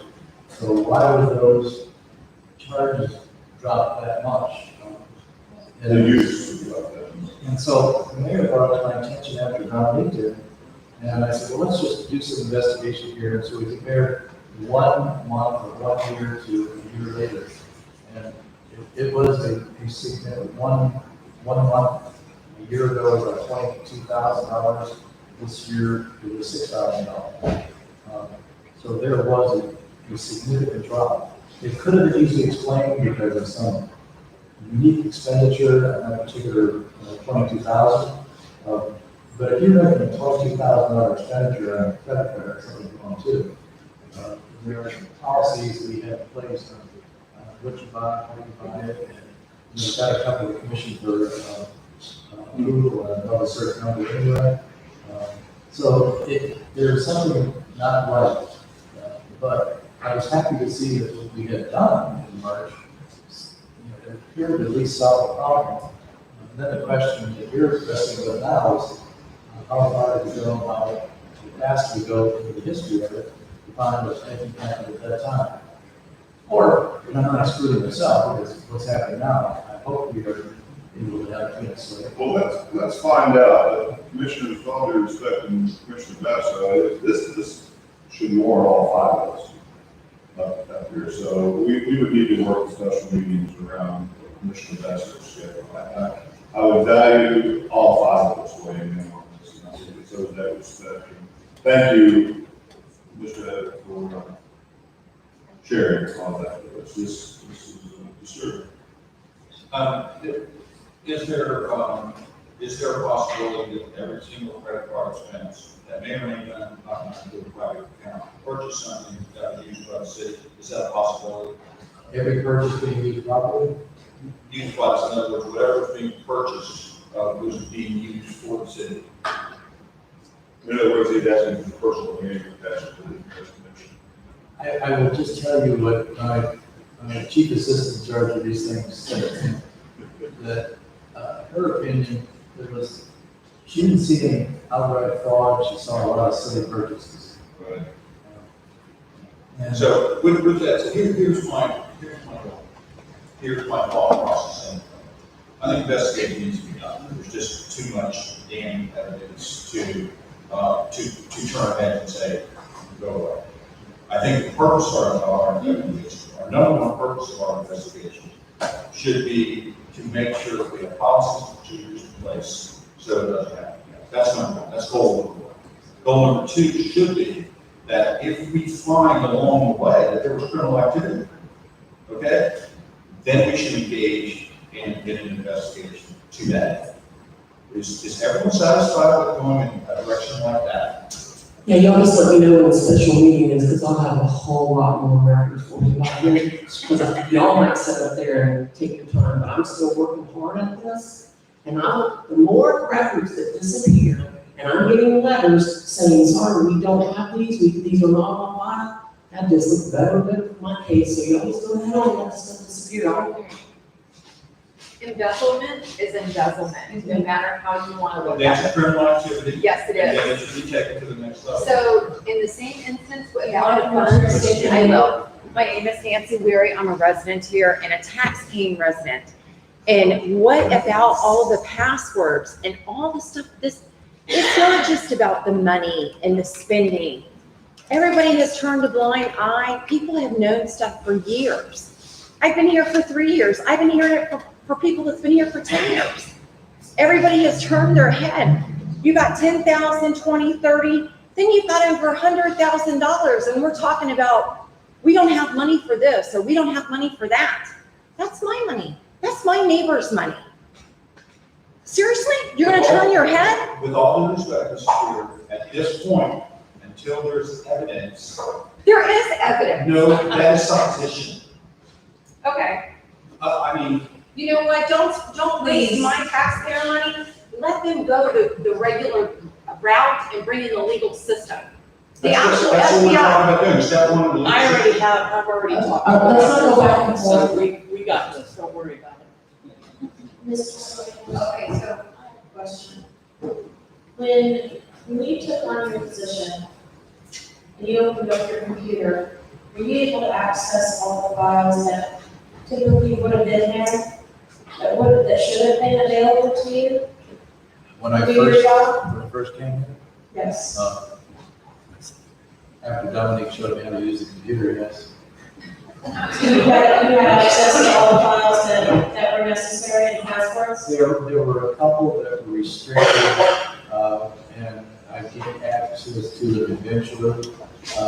But I think I mentioned last night, there was a file of the credit card purchases, just the statements from the credit card, the old ones, and those disappeared. Dominic recalls specifically seeing them and looking into that file, and then several months later, went back and it was totally gone. Could have been moved, but highly unlikely. Please. At nighttime, was your computer not running programs every night, and when you come in the morning, there wasn't enough data, ROM, whatever it was you needed to access things, and it had to be reset on a regular basis? Did that not happen? I don't know. Did it happen, Dominique? I just said that, word that you told me that. I remember something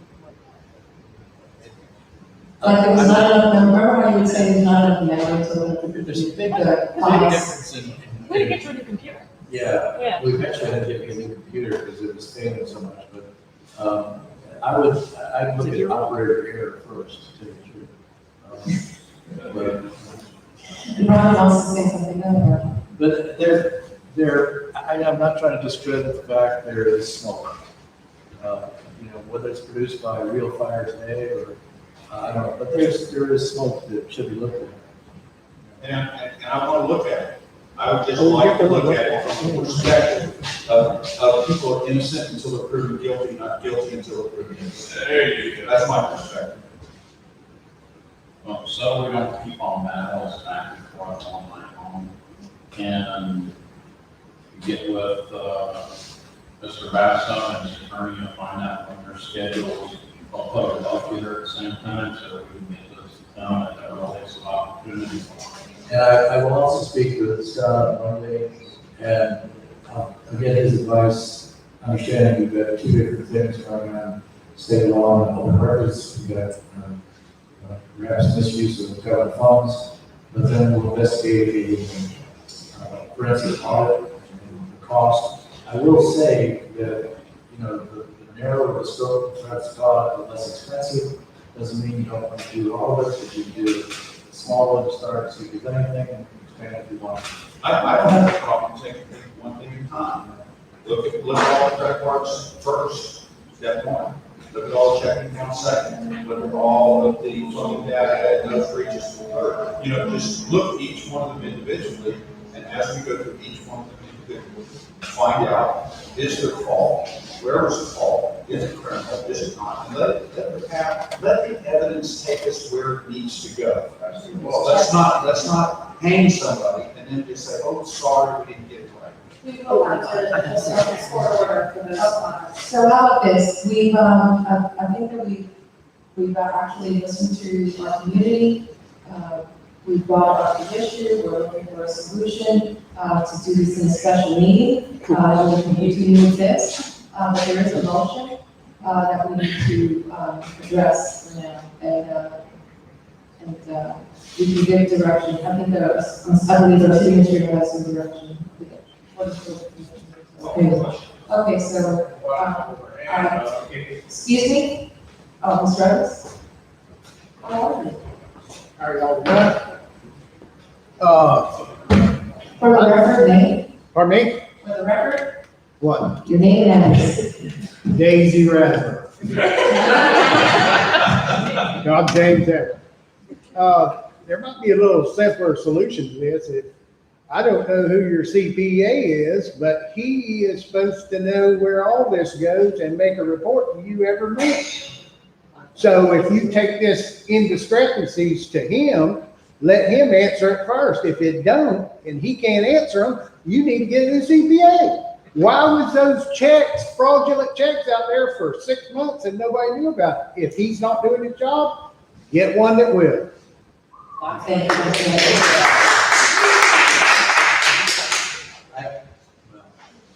I can explain the delay, but I think citizens have to understand the CPA work on a basis of materiality. And what they consider immaterial, we would consider big numbers. So unless you're doing a specific audit or a forensic, that's when you really get into what's happening at the lower level. Okay, so I think we can. I think you're on the right track. Yes. Forensic audit is most. Special meeting, give me some direction, and that way, this topic merits the time that we will deal with it. Let's go ahead and vote. Do you all remember what that motion was? Yes. Make a motion to approve the proper investigative authorities, whether it be FBI, state attorney's office, or the FBI to complete a thorough investigation into questionable actions and activities. Okay, there was a second by Commissioner Everett. For discussion, we've done for discussion.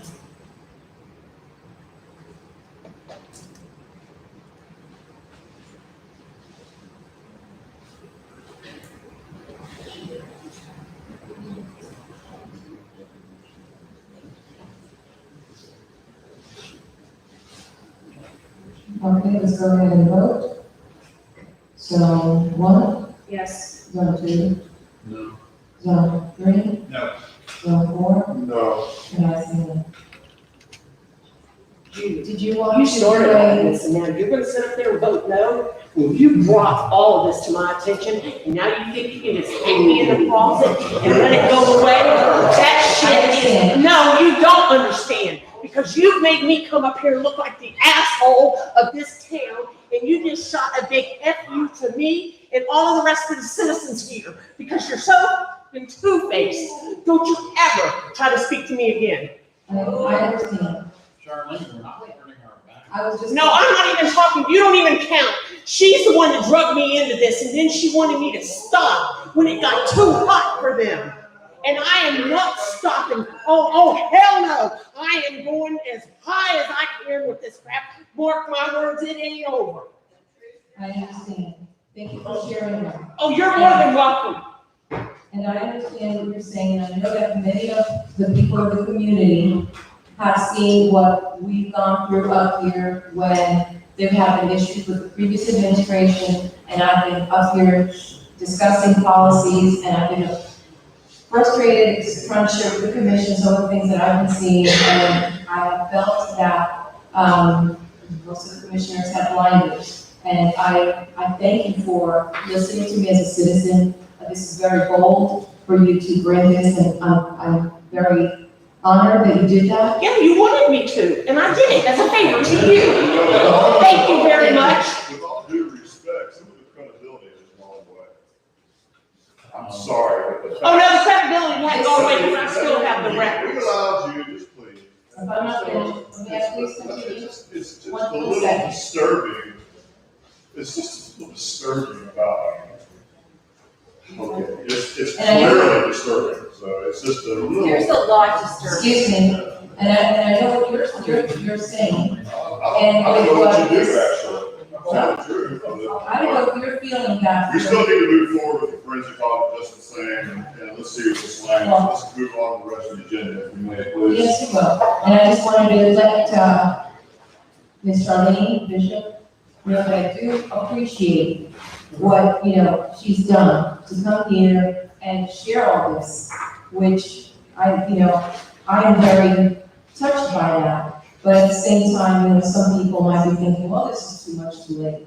And at the same time, this is really important that we do this. I don't think I've ever asked a citizen to be a spokesman. Oh, I know. No, she didn't ask me to be a Thank you very much spokesman. for She doing just that. gave me the information. You see? And it was all public record. Clearly representing it too, quite effectively. Because I'm not trying to take away from you now, just don't tell me to be I'm quiet. about the forensic audit. You're telling me I'm about it. I'm also very grateful that she actually said that I never asked her to do that because I didn't. And thank you. When people do come to me, I do give them information. I tell them to come and check with City Hall, and I give them information as it is. And that's what I do. So, but I have never asked anyone to be my spokesperson. No, you did. Thank you. May I say one more thing? Is when I made that motion, to make sure that we're all on page here. That we all know about what the wrongdoings are, what's going on. Because this is something that has been going on for some time. But this does not. Until we get the Yes. forensic audit back, until we get the forensic audit back, and I would make a motion to charge, the city administrator with looking into what's gonna cost to get a forensic audit and be positioned to go forward with it. And I would go to, specifically, I would start with credit. I'll second that motion. Okay? And beyond that, Did you just make a motion and she just that, seconded it? yes, beyond that, I'm gonna make the assumption that if mistakes were made, okay, that they weren't intentional. Doesn't matter whether they were or they weren't, at this point, I'm just going to make that assumption, because I'd like to think that anyone who works for us cares about the city, cares about the job and contracts. That's what I would like to think. Now, I am willing to follow the evidence wherever it takes us. And if it takes us to criminal activity, and we decide it's in the best interest of the city to follow that and have charges filed, then I'll support that as well. I don't want anybody to think for 1 second, because I voted no to this motion, that I'm not willing to do what needs to be done. And I understand that, and I understand that. And that's, I'm happy you made the motion first, because that's where I was going, about making a motion for the forensic audit to still continue to seek out the information. But by all means, because the first motion did not go through, does not hold the city to going into further investigation. No, that doesn't mean we But have to visit any point, visit any time, I'm just saying. But what I'm saying is that I don't require the permission of the commission to seek justice if something is wrong. You can do whatever you want as a personal citizen, for sure, Absolutely. without doubt. And I thank you for making that motion, and there's a motion on the table. And this could be. something.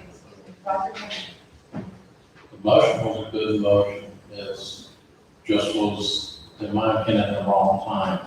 We needed to have our attorney present in this discussion to give us a proper legal guide. We know what he said last night. And- Careful what you ask for, you just might Well, get. he ain't gonna have much of a choice because he works for us. And, if he would have been here giving some guidance, I probably would have voted different on it, but I would rather wait for the special meeting and bring that motion back up after we hear from the attorney to be able to do it right and make sure that we get everything done properly. It's a serious enough of a situation as it is that it needs to be taken care of. Vice Mayor? I can't add anything more to this, it's a boss, it's sitting up here, so let's get the special meeting as soon as possible, let's go ahead and start making moves in that direction. I'm still not going to look for any motion at this point. There's a motion on the table by Commissioner Basso and a second by Commissioner Frasca to direct the administration to go ahead with the forensic audit My motion was to direct the administrator to find out what's going on. costs for the forensic audit Forensic law. costs. And then, I would take the advice of the city attorney, who says that we should go forward with this and do it at that expense. I'm all in favor of going in that direction. So we're just. But I want to know what it's gonna cost, Forensic and audit I want a costs. legal opinion. And legal opinion.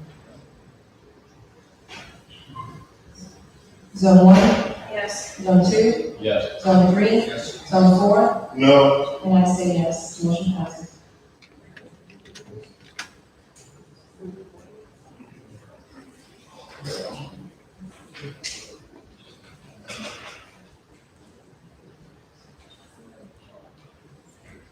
feel like I'm getting good.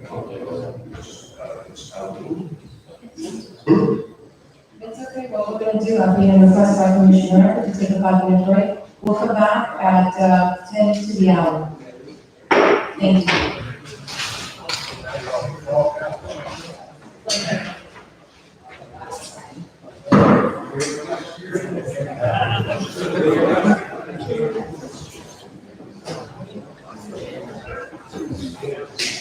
It's getting around here.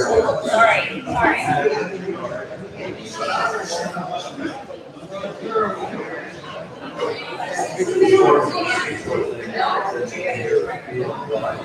She's wondering. I get the frustration.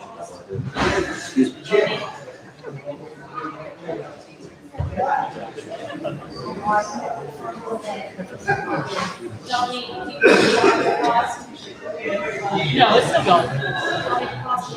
Oh, no, you can leave it, because I just cut it.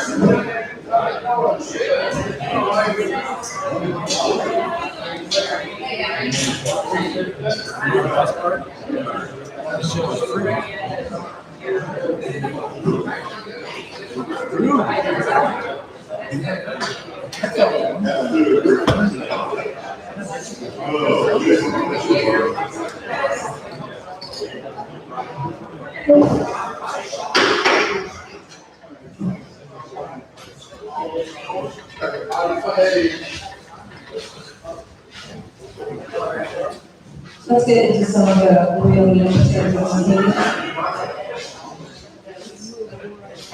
We're now ready to make approval of statewide utility agreement. Mr. City Administrator. Madam Mayor, members of the council, excuse me, Commissioner. The state has drafted a use right agreement for all cities, counties, special districts to participate in. It basically sets the framework. So during an emergency, we know how we can shift resources and personnel, resource other governments appropriately, et cetera, et cetera. We are not a member of that mutual aid agreement, and I would certainly advocate that it should be. So I would suggest or recommend we do adopt the mutual aid agreement. I believe because of the size of our city being so small, we're in a much better position to be receiving help from this than having to give help from this, but we can't expect it yet. We don't get it. I'm in favor of this, and I make a motion to approve the consent agenda. Second. We have a motion on the table by Commissioner Hassel, second by Commissioner Herbert, to approve the consent agenda of the statewide mutual aid agreement. All in favor, say aye. Aye. Anyone opposed? Motion passes. We're moving now to resolution 2021-13, excusing the absence of Commissioner Kelly Frasca. And Commissioner Frasca, would you like to read your resolution? Sure, thank you. And just start reading. Okay, Resolution 2021-13, resolution to the City Commission of the City of Livermore, Florida, excusing the absence of Commissioner Kelly Frasca from the July 8, 2021 City Commission meeting, providing an effective date. Whereas section 10, just start reading. pardon? Yeah, just start heading. Oh, okay. I'll make a motion to approve resolution 2021-13. Second. So we have a motion by Vice Mayor Collins, second by Commissioner Herbert, to approve resolution 2021-13, excusing the absence of Commissioner Kelly Frasca. All in favor, say aye. Aye. Anyone opposed? Motion passes. Next old business item is request to waive personnel policy permitting sick leave transfers to 40 hours and return stuff to our city administrator. Madam Mayor, I make a motion to approve the staff recommendation. I'll second. Those items are there for discussion. No, this just makes elegant sense. You sure you want it unknown and not have a limit on it, so that the person doesn't get all there? That, well, there's pros and cons to that. We're a small enough organization, we have a specific individual who's out, and has been out extendedly for, she's a 10-year veteran of the city, with an extended illness. And as employees, she's part of the family, we want to help her, and it's going to take more than 40 hours to help. So I understand your caution, and I would normally agree with it, but in big organizations that apply here, again, we're very, you shouldn't wear yourself down to zero, for sure. Where in my cases, I've never been entered into the personnel system. It's one of the things we still have to fix. I don't have any. Can't always protect people from themselves. No, that's true. That's true. Anyway, we would recommend that you waive it for this particular case. Any discussion further, anyone? Okay, so there's no further discussion, there's a motion on the table by Vice Mayor Connell, and second by Commissioner Basso. All in favor, say aye. Aye. Anyone opposed? Motion passes. Next one up is new business with the proposal of reviewing the city LDR land development regulations. Mr. City Administrator? Thank you, Mayor. The city LDRs, as we've used them, I've used them over the last 6 to 9 months, I found some discrepancies and some missing elements that I would consider typical for a land development regulation. Our retained consultants from the East Central Regional Planning Council has pointed out additional situations when we review the create subdivision. With that occurrence, I called up East Central, and they did leave a proposal to review our LDRs and to bring back to you recommendations for additions, subtractions, deletions, corrections. City attorney noted as an example of one contradiction in a particular section of it that we were working on for a particular situation. So this is not a major rewrite. This is a bring our code into compliance with the city. And I've always used an example of a home that juts out at the corner of Summit and Main. We result of a subdivision there, and the subdivision permitted it, and there was no prohibition to push it back behind the front building line, which is a very standard element in any land development regulation for infill housing. The home is allowed to stick out probably 20, 40 feet in front of the other front building lines on Main Street. Nothing you can do about that, so we can get the professional opinion as to whether we should modify our LDR to include things like that in the future. So that's the intent of this particular recommendation. I'm in favor of this, but I have a question. How often do you think this should be done per year, 2 years, 5 years? The last time it was done was not that long ago. It was done by a firm called LPG. I think it's LPG or LGP or something. And they were working on the auto mall. That was their primary assignment of the city and the comp plan. I had to do the comp plan as well. So it's not that old in terms of being reviewed or rewritten. But it has some what I consider some very glaring situations that just are not. This is another example. All the setbacks for all zones are all the same.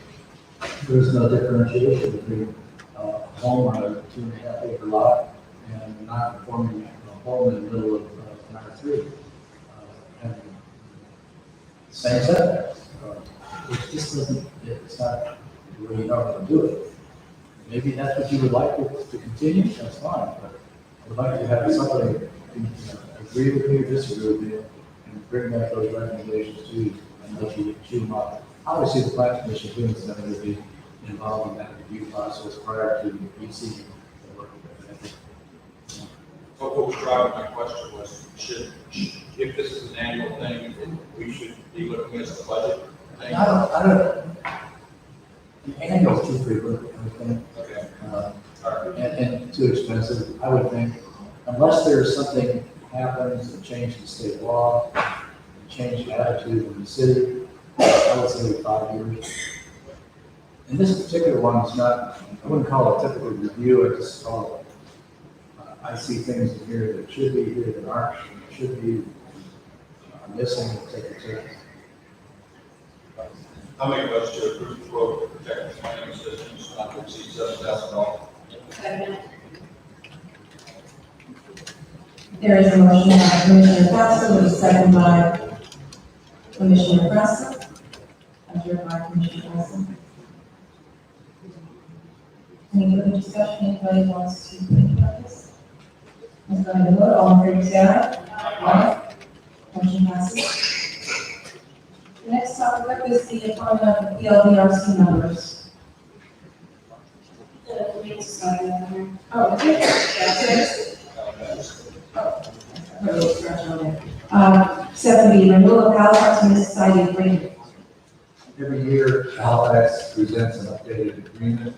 There's no change in rates. We have used this firm historically. As you know from last night, we do now have a new contract with another humane society type thing called New Hope. New Hope will work with the county. So anyway, what I'm saying is we're going to have a good group of animal resources that we can go to. So I would certainly encourage the renewal of this one to join the New Hope as well as the county services. Is this a one-year contract? Yes, And did I hear you say there were no changes in no change in rates. motion to approve our contract with Halifax Humane Society for the county year? Second. Okay, Marjorie, you have a question? We do have a motion by Commissioner Pasco and Commissioner Frasca to renew the Halifax Municipality Agreement. In here, it states that if we find a roaming pet or a roaming animal, and we take them in, and then they scan it, and they say, well, this belongs to so-and-so, we're still going to get billed. Is there any way we can get a scanner so that when they find one, they can scan and see if it's got a chip in it? The fire department does that now for Excuse free. me. Sorry. We could, what has happened historically is when our police department turns animals in, and they do find out that they belong to a registered owner in the community, they are charged with moving an animal out. So while we may have to pay, we also recoup them the other end too. If our police department has one of those scanners. They have the scanners, they get put in the process. Save the homeowners some costs. I will look into it. I've never bought one of those. A lot of things are new to this agenda for me. I'll be happy to do that. But I would still recommend you go with. Oh, yeah. Yeah, I like the program. Nancy, did you want to add something to that, or was it covered? I don't know. I mean, you might even check with the fire department to see if you can either piggyback on a purchase. They have one that they deal with one hour or something like that. Maybe once a day or when you go over to the drive through. So there is a They motion do, but I don't here. know how they do it. There's a motion by Commissioner Pasco and a second by Commissioner Frasca for the renewal of the Halifax Municipality. All in favor, say aye. Aye. Anyone opposed? Motion passes. Okay, 7C, appointment of PLDRC members. Mayor, I would just point out that we gave you an additional application on dais this evening, in addition to what you already have.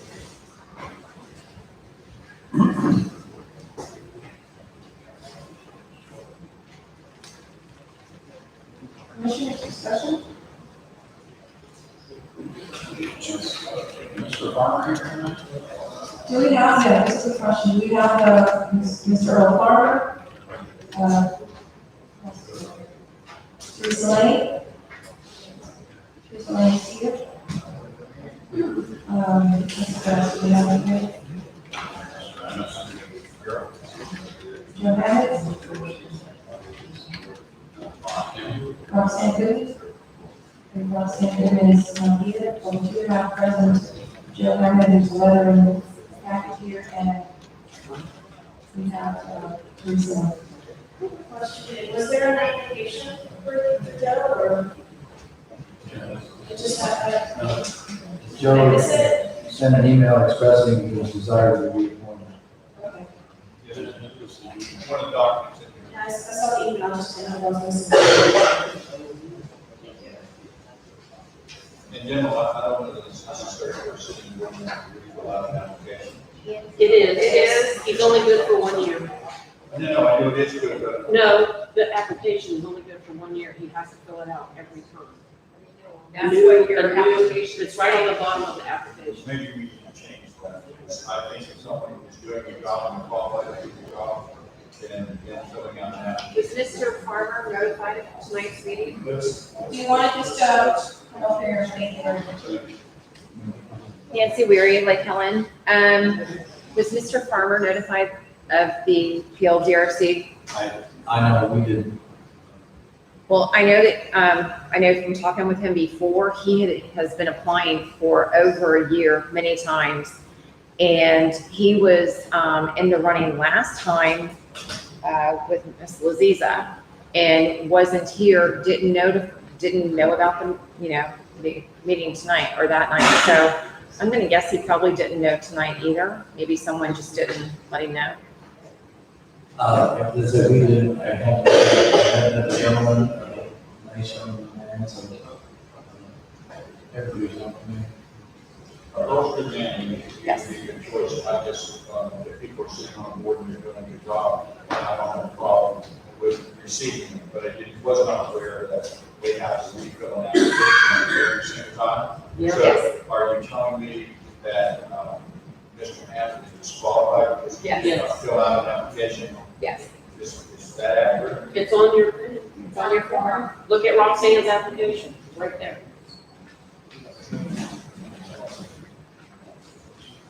Yeah, regrettably, the code of ordinances didn't speak to that, nor does it speak to the number of terms. The ordinance does say that, they could be reappointed. Section of what? Sorry. The bullet in the box, the second bullet.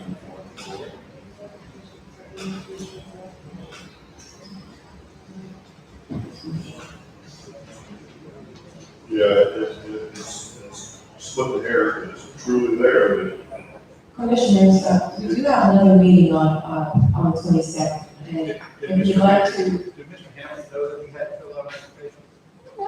Did not. I'm sorry? Did not the last time. He did not. In the past, we've just done a letter, so I advise him to just write a letter. I didn't do that either. So that's the precedent? That's what we've done in the past. Just like the rest of the policies, just forget about it. No, we just went through a very policy and it was. It's on the application. excuse me, please. Once again, I'd like to leave it.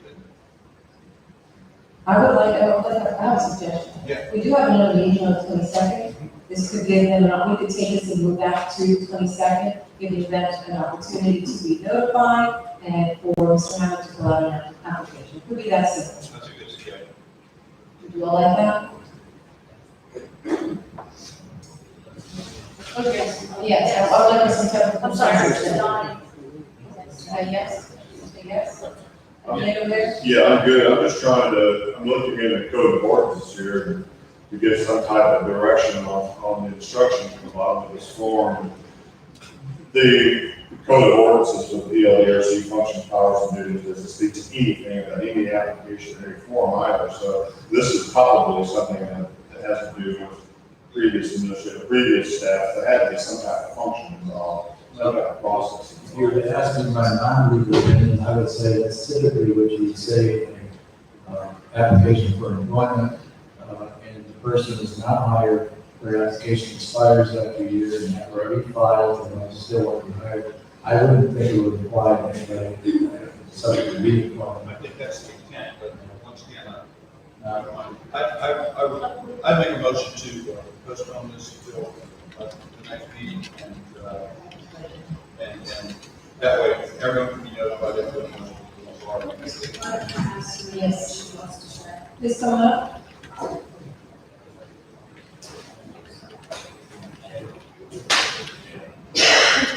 Vernon Burton, 690 West Ohio. There was a point in time where by being on the board, you just perpetually stayed on the board until I brought it to the attention that there were people who may want to be a part of the board. And because it was like an in-house thing that just kind of rolled over, what they decided to do was that when a vacancy occurred, that it would be noticed and that people would be submitting their applications for it. And that's how they would decide. In other words, you didn't get a perpetual seat on the board just because I was here last time. But you did, as far as applications, having to read applications, it was usually if you were already on the board that you were asked to, if you want to stay on the board, you would put in a request to remain on the board. If there was a seat open and there were other people that wanted it, then these other applicants could also be now determined. You could be decided, okay, you've been on the board a good little while. We have 3 other people or 2 other people who may be more qualified, or they might be whatever. It would be up to the commission to decide who would be put on the board. And one of the things that we also had done, if someone has to be considered for a position and they didn't show up personally, then that was something that was always frowned upon. But again, you still have the option to make that decision because communication is not all that good to the community. So if someone is, he didn't get a phone call or she didn't get a phone call that we have a position open and you should be at this meeting, how many people knew that they were going to have a meeting tonight that was scheduled whenever? So I think it would be, in all sincerity, would be a good thing to put it to the point where the people could come in, you can hear it, and the commission, the city can hear it. That's all I have to say.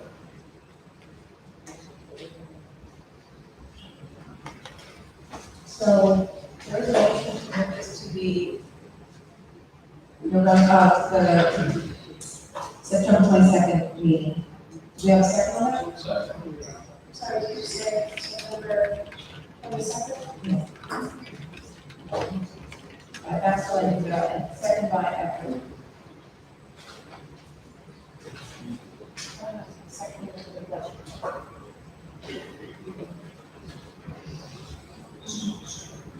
There is a note here for Nancy Bird, PLDRC. Is this for this topic or? Yes, it will go, I'll speak to the next one. Oh, okay. Well, there's a motion here. All in favor to move this to the September 22nd meeting, say aye. Aye. Motion passes.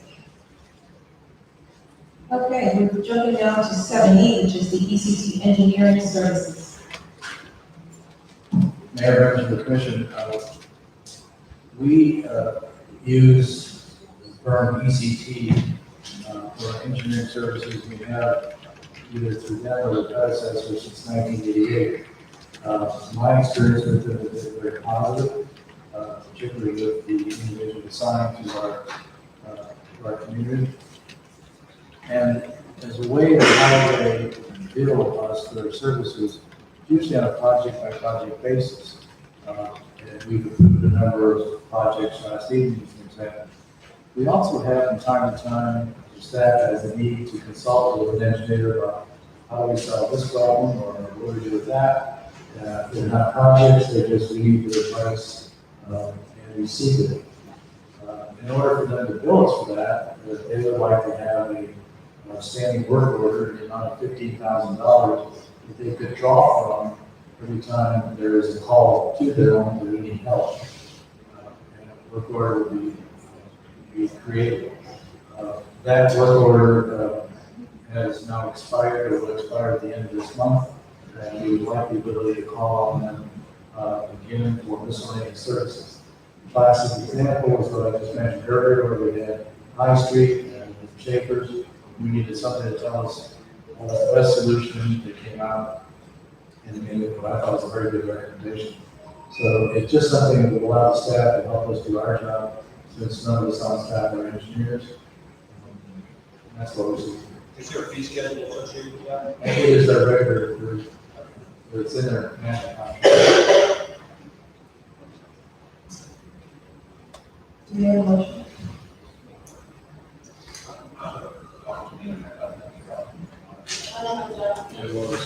Oh, that was the last, okay, Michelle, please read it. Yeah. Basically, what we're looking for was some type of document, stating what you just told us. And, Is it the last, is it the same document we did It's the last? same one we had last year, same dollars, Reapproving it, is it canceled? just rolling over. You should, I have it here, you don't have it there. Yes, sir. It's very short and sweet. Commissioners, would you like us to review that document?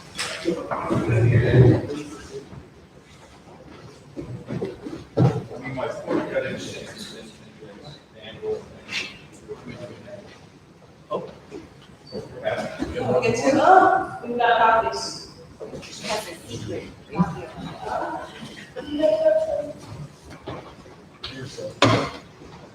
Cool. There's three here, so,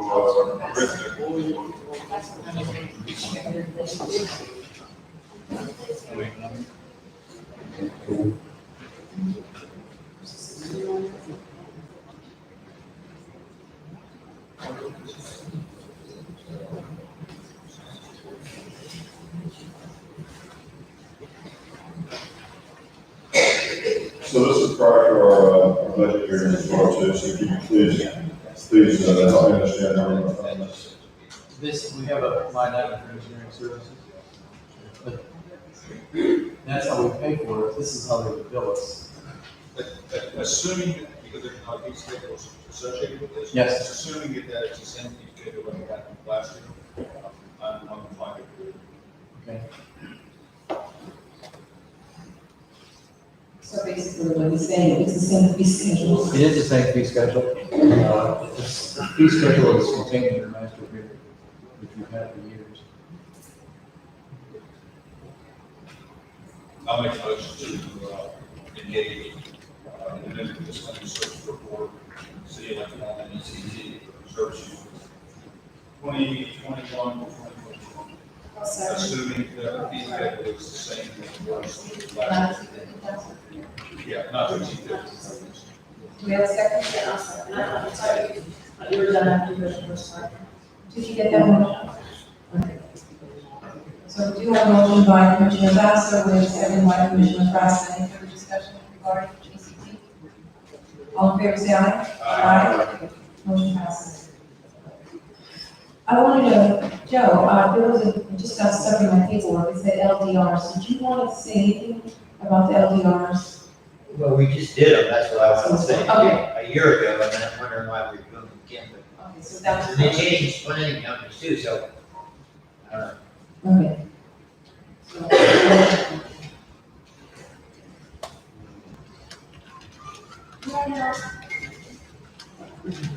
Okay, we're doing commissioner reports by zone. Zone 4.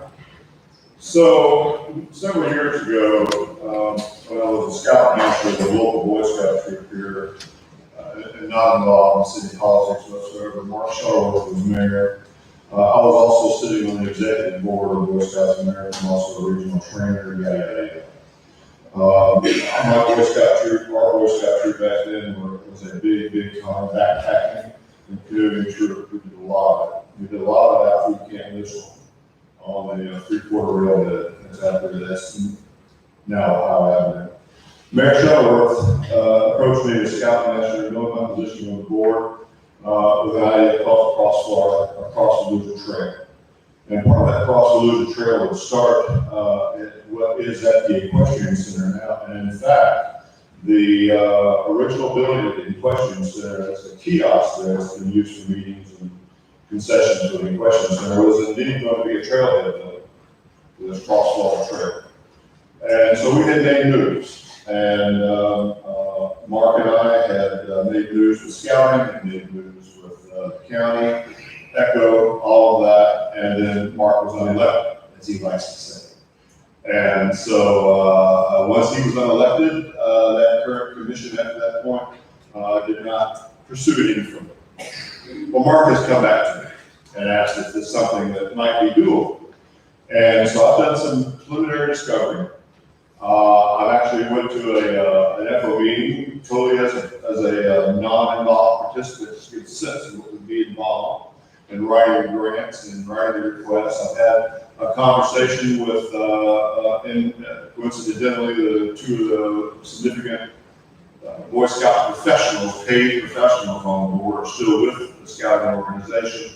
They remembered our plans and all that, and they have come back and said, yes, we are very, very eager to help pursue that.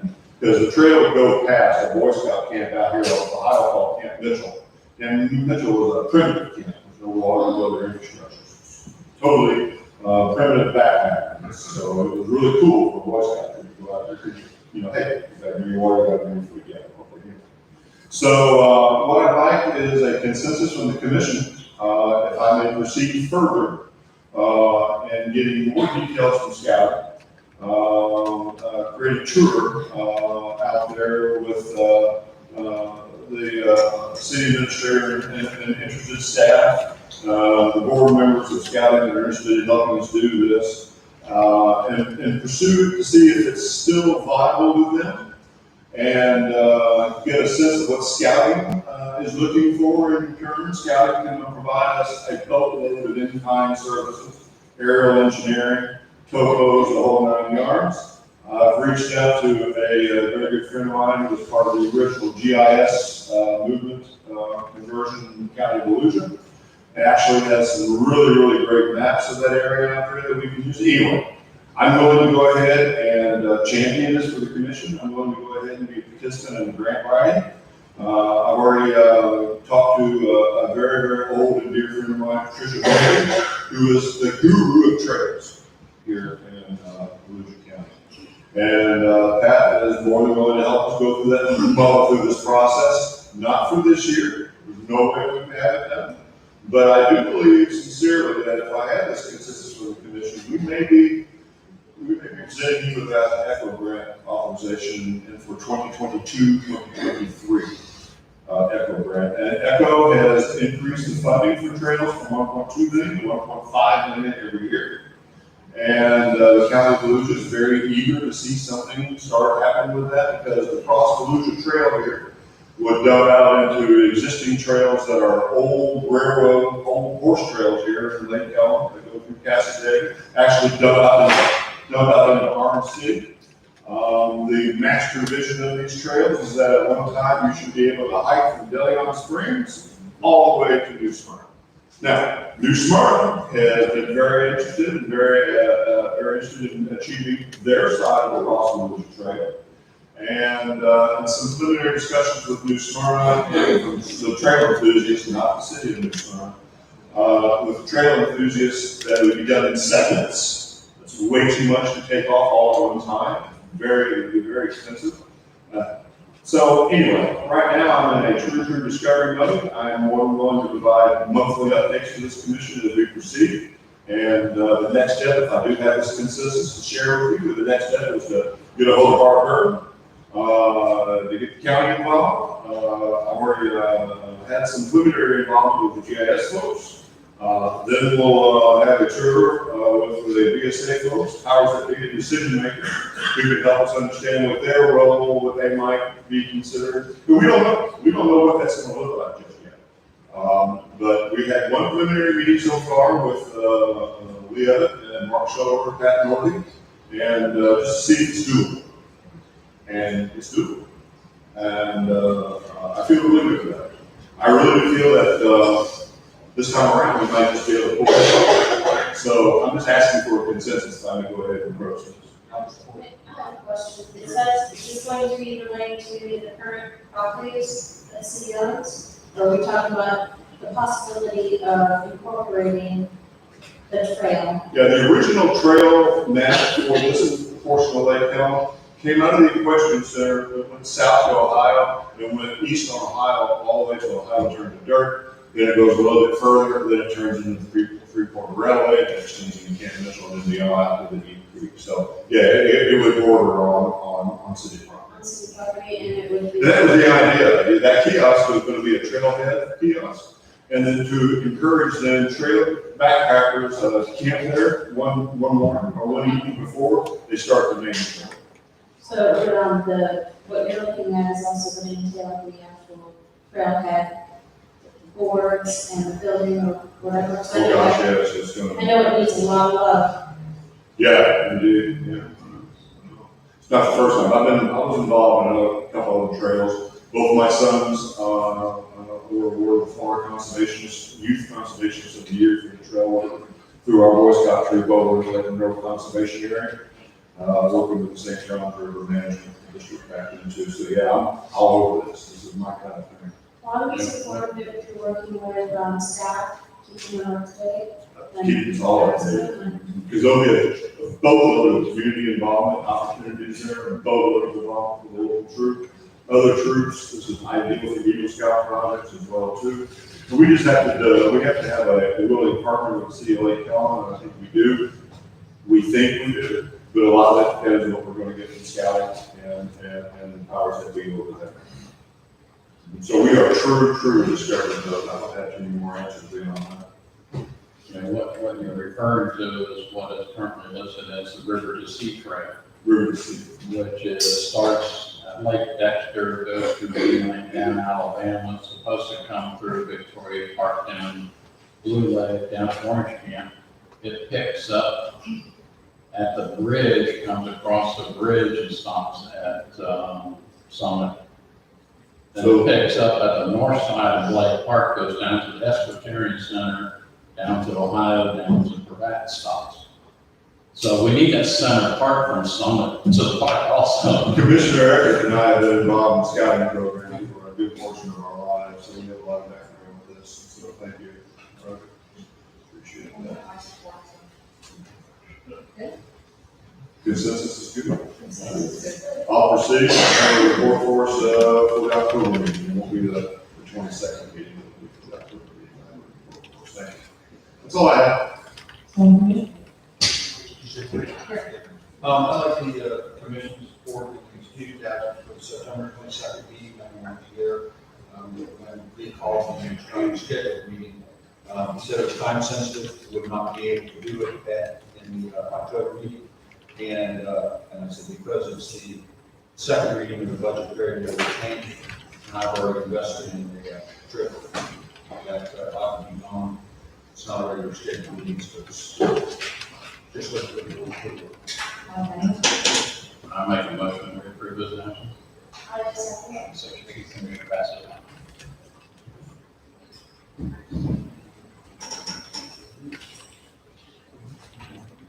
So we have a motion by Commissioner Eckert and a second by Commissioner Plaster to excuse Bassel's absence on September 22nd. There's no further discussion, all in favor say aye. Motion passes. Okay, so two. I got somebody's attention. So two. I spoke to myself also. Okay, you spoke yourself. Commissioner, what, so what? just want to remind everybody again about the Express Buster 5K. On Saturday, December 24th, 8 a.m. at Lake Park. The early registration is still up right now until November 1st for $20, 15 kids, and it's a free run. So if you get on there now and register, you'll get those early bird prices. Also, if you're interested in sponsoring the event, please reach out to staff. Yes, if you have a document of sponsorships, I'm sure staff will have it, I'm not charging it, but I am just helping. somebody can send I'm it. helping as much as I can. Thank you. Thank you. Anything else? That's also for me. I just have a couple of things I want to share. I received, from one of our citizens, Monica, and it's regarding the T-Mobile wants to grant yours community $50,000. I forwarded it over to our city administrator. There are a couple of deadlines on this, and this is another opportunity to either infuse money to a current project that we have. I was thinking it wouldn't be bad. We do have a couple of deadlines. We have one coming up now, and then we have another one more towards the end of the year. And there's a lot of great information here. It will, I could see this, and the application really isn't that complicated. I saw that, and detailed description of the projects, detailed budget, the timeline, the plan, expected town outcomes, support letters. And I was thinking, if we needed more money for the Melissa Park, I don't know if this is something you'd like to, pursue and move forward with this. It's another opportunity to do that. Or I don't think that $50,000 that would be way too much for even improving things in Lake Park, like the dog park, the signage and benches and water parks, what's it called, the water stations. So there are other things that could be added to that. So I don't know how you feel about that. Can that information be given to staff so that we can all see it? Yes, so we could bring it on at the next meeting. Okay.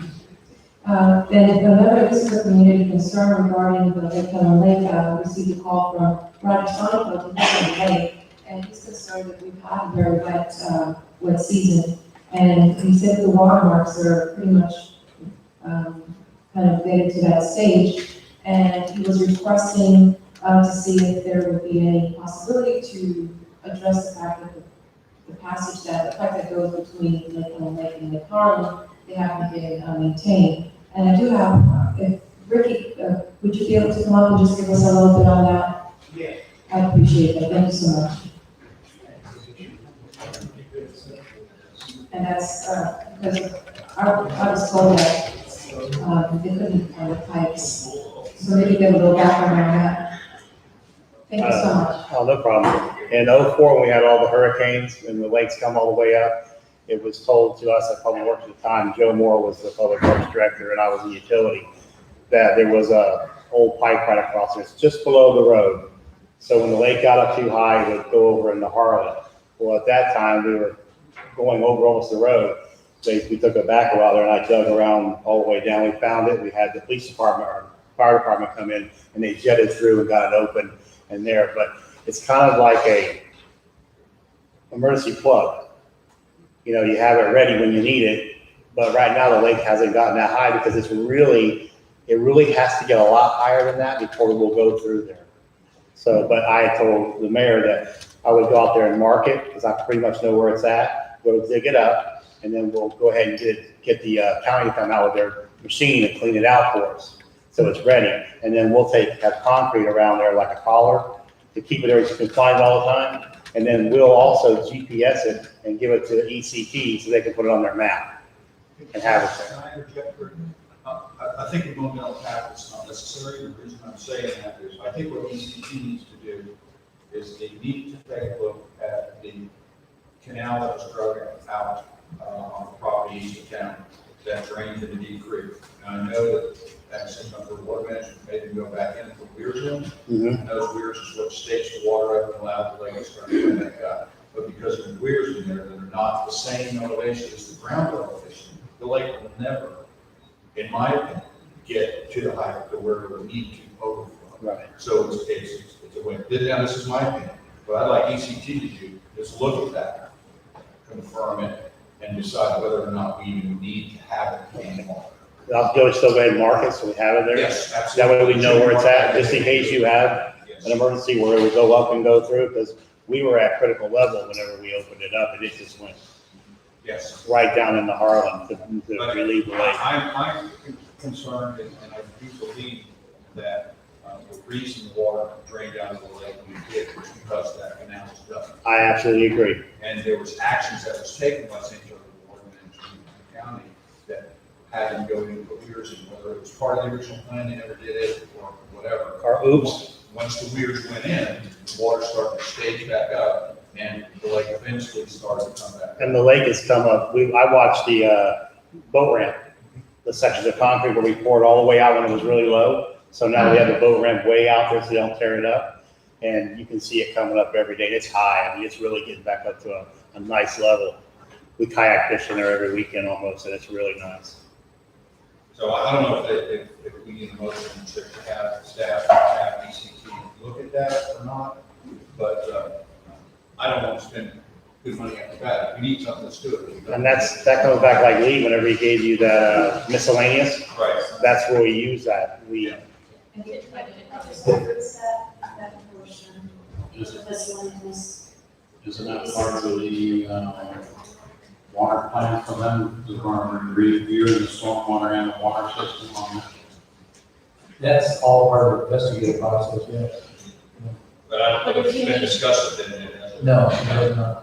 But if you need an additional motion to follow through for that request, outside of the, ECT. Question is, do you need a motion? Yeah. Okay. Good.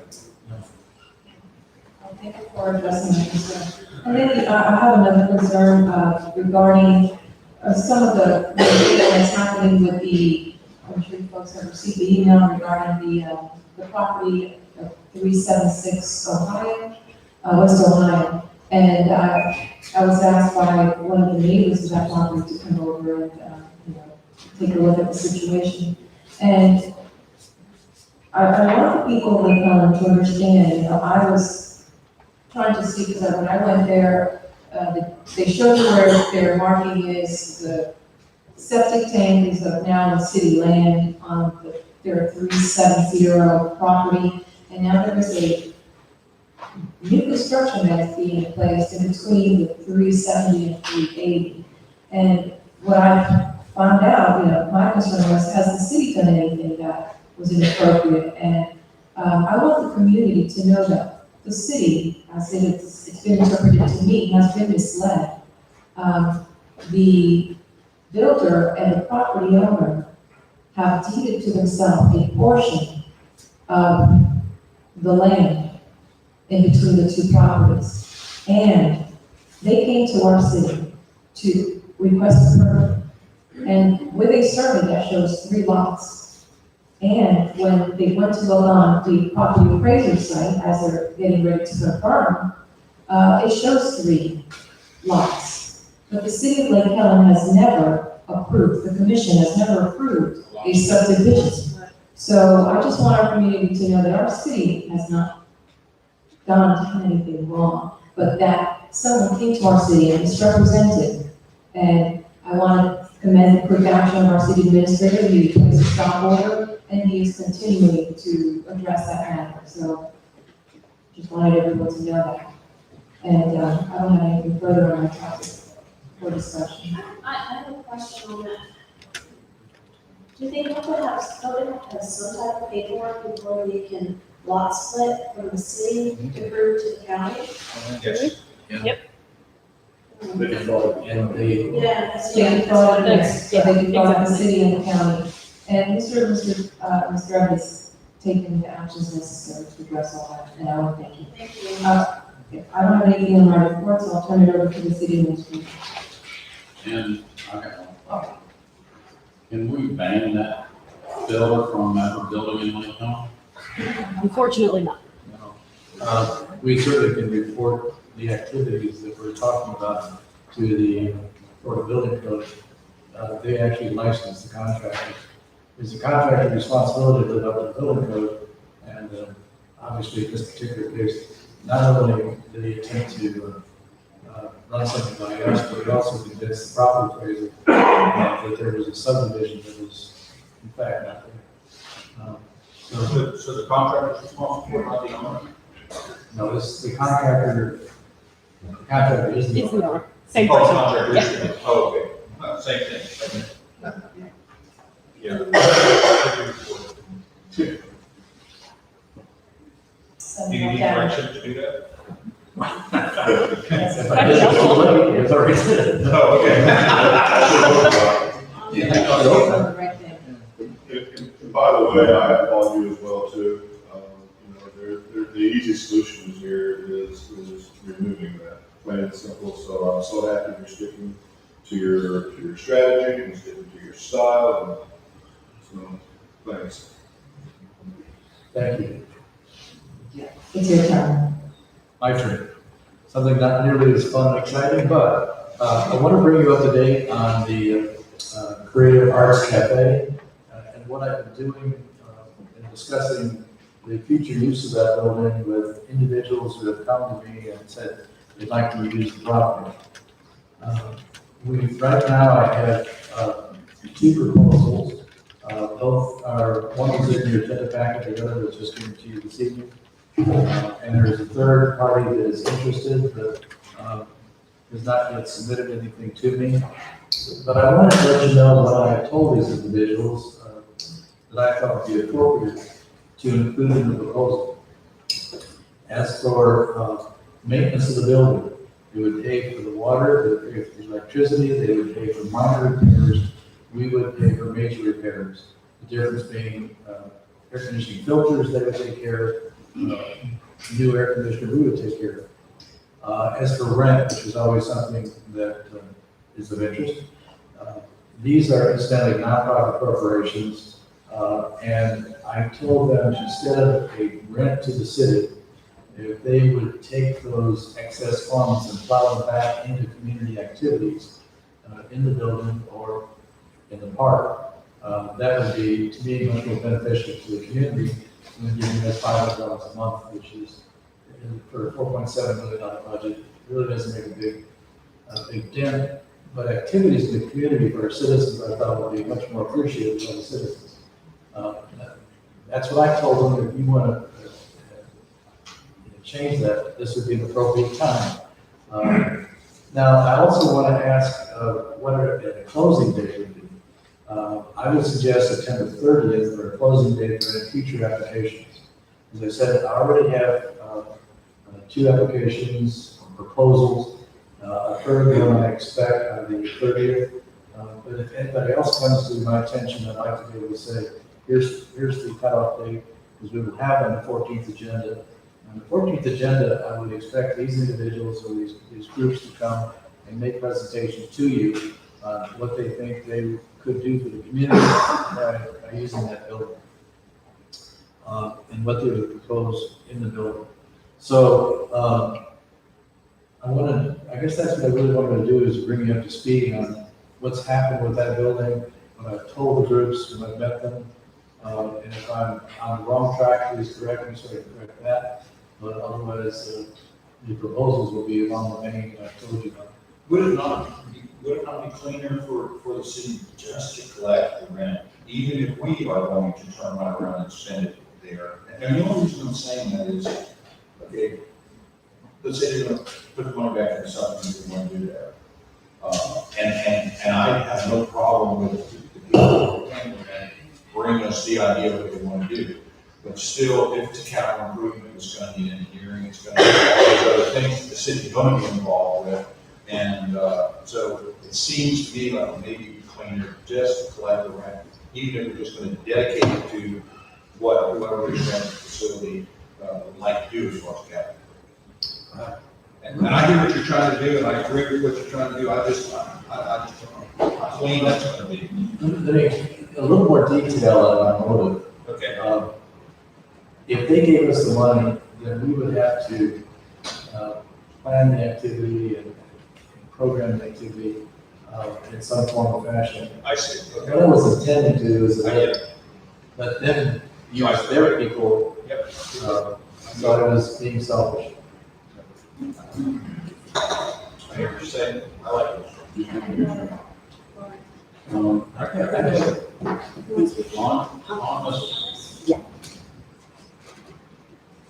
On this one from the orchard in the park, Do you know who the person is The person who would what? that wants to do the porch in the park?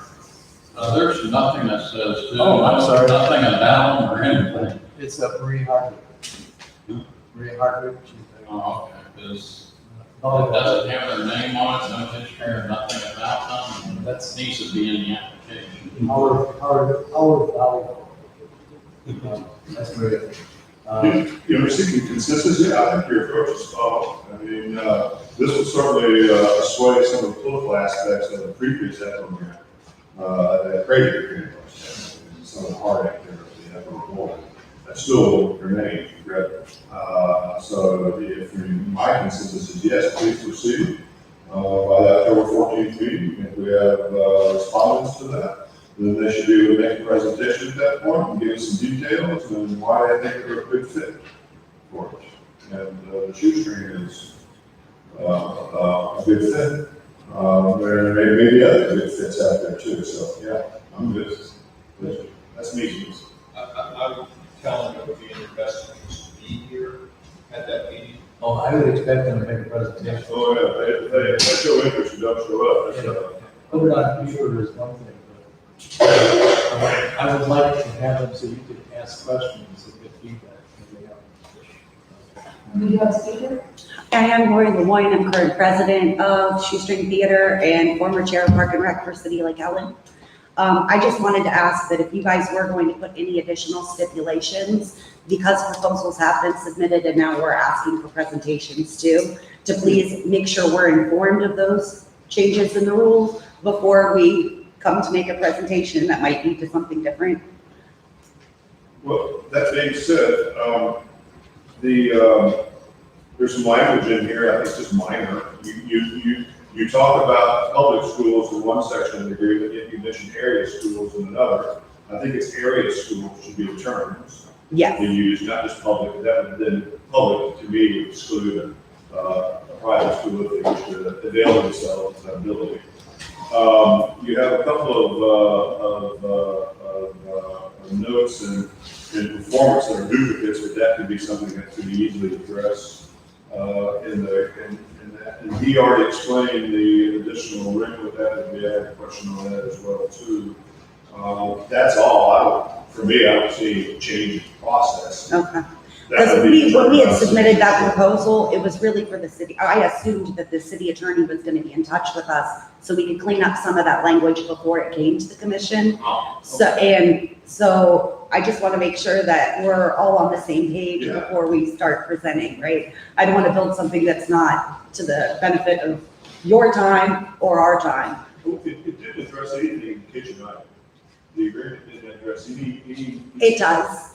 It does? Yes, sir. Gosh, I read that 3 times and didn't see it. Yes. So I'll have to look for it again because there's a significant investment in that kitchen from prior vendor. And it was us as well too, but so I have to look for that. I didn't see it. That sounds perfect. Thank you so much for your time. And for you, and Barbara and anybody else that's in the application, when you come in and present yourself, promote yourself, promote what you're going to be able to do for the community, and how the community can be more involved in it. And I think that would go over good on your presentation. Sounds good. Thank you so much. It's on page 11, Jim, on there. So you have the next speaker. Page number 60. No, up on the top of the Oh, page, on there. Alan Cook, 849 Pleasant Street. About the CAC, I'm one of the applicants.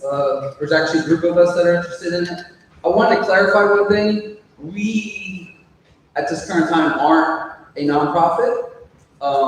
With that being said, I did discuss this with Lee.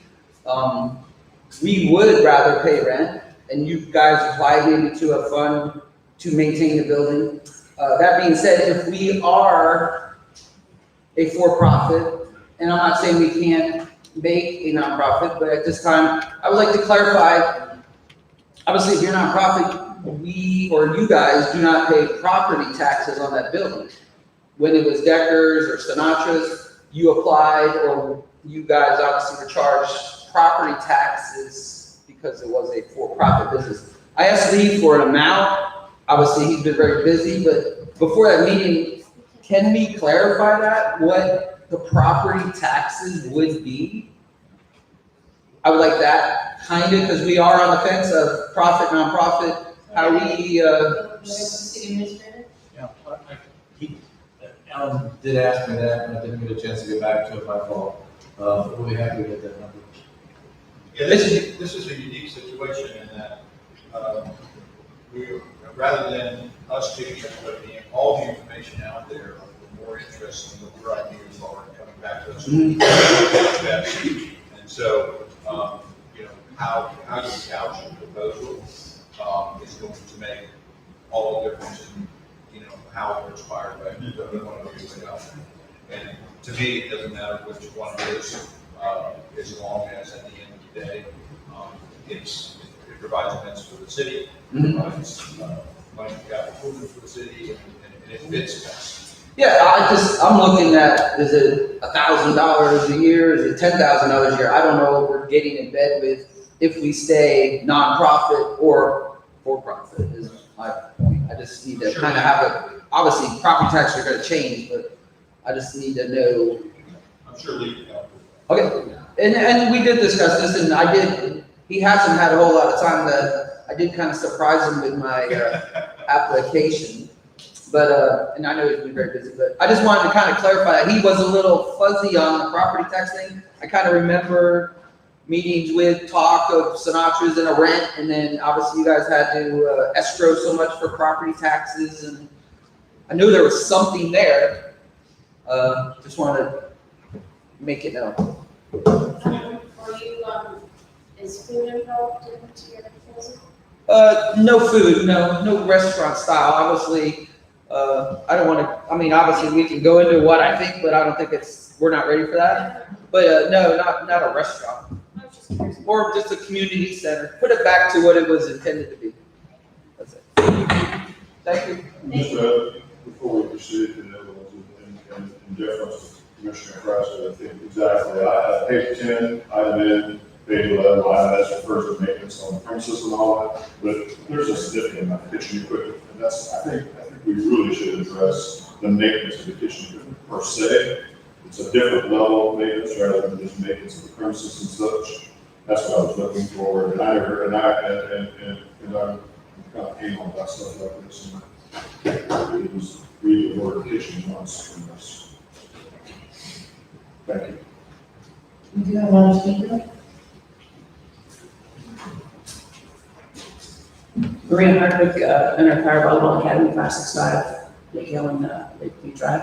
It's been on my heart for a while to, with that being open, to do something with the cafe in conjunction with our club, with drinks we bring in and things of that nature. But I also see it as something very simple. And it's been here since 2012 and listening to the people of Lake Hill, reading different things. Just to have it where it's like a lunch or breakfast place where community can come in, different groups come in to use it, to incorporate youth coming in as well to help. I see it as some sit down, but also a deli type. So it's not a extensive restaurant, but also incorporating a store, incorporating like a museum, because I understand the museum is supposed to be there or part of it, to really try to honor Lake Hill and the gym with what we want to do. Right now, we have a program called the Little Gyms Volleyball Training. And so that is just to honor Lake Hill itself, because calling the gym, we call them the Little Gyms instead of calling it Power Volley Tots or whatever it might be. Because I think it's a great name.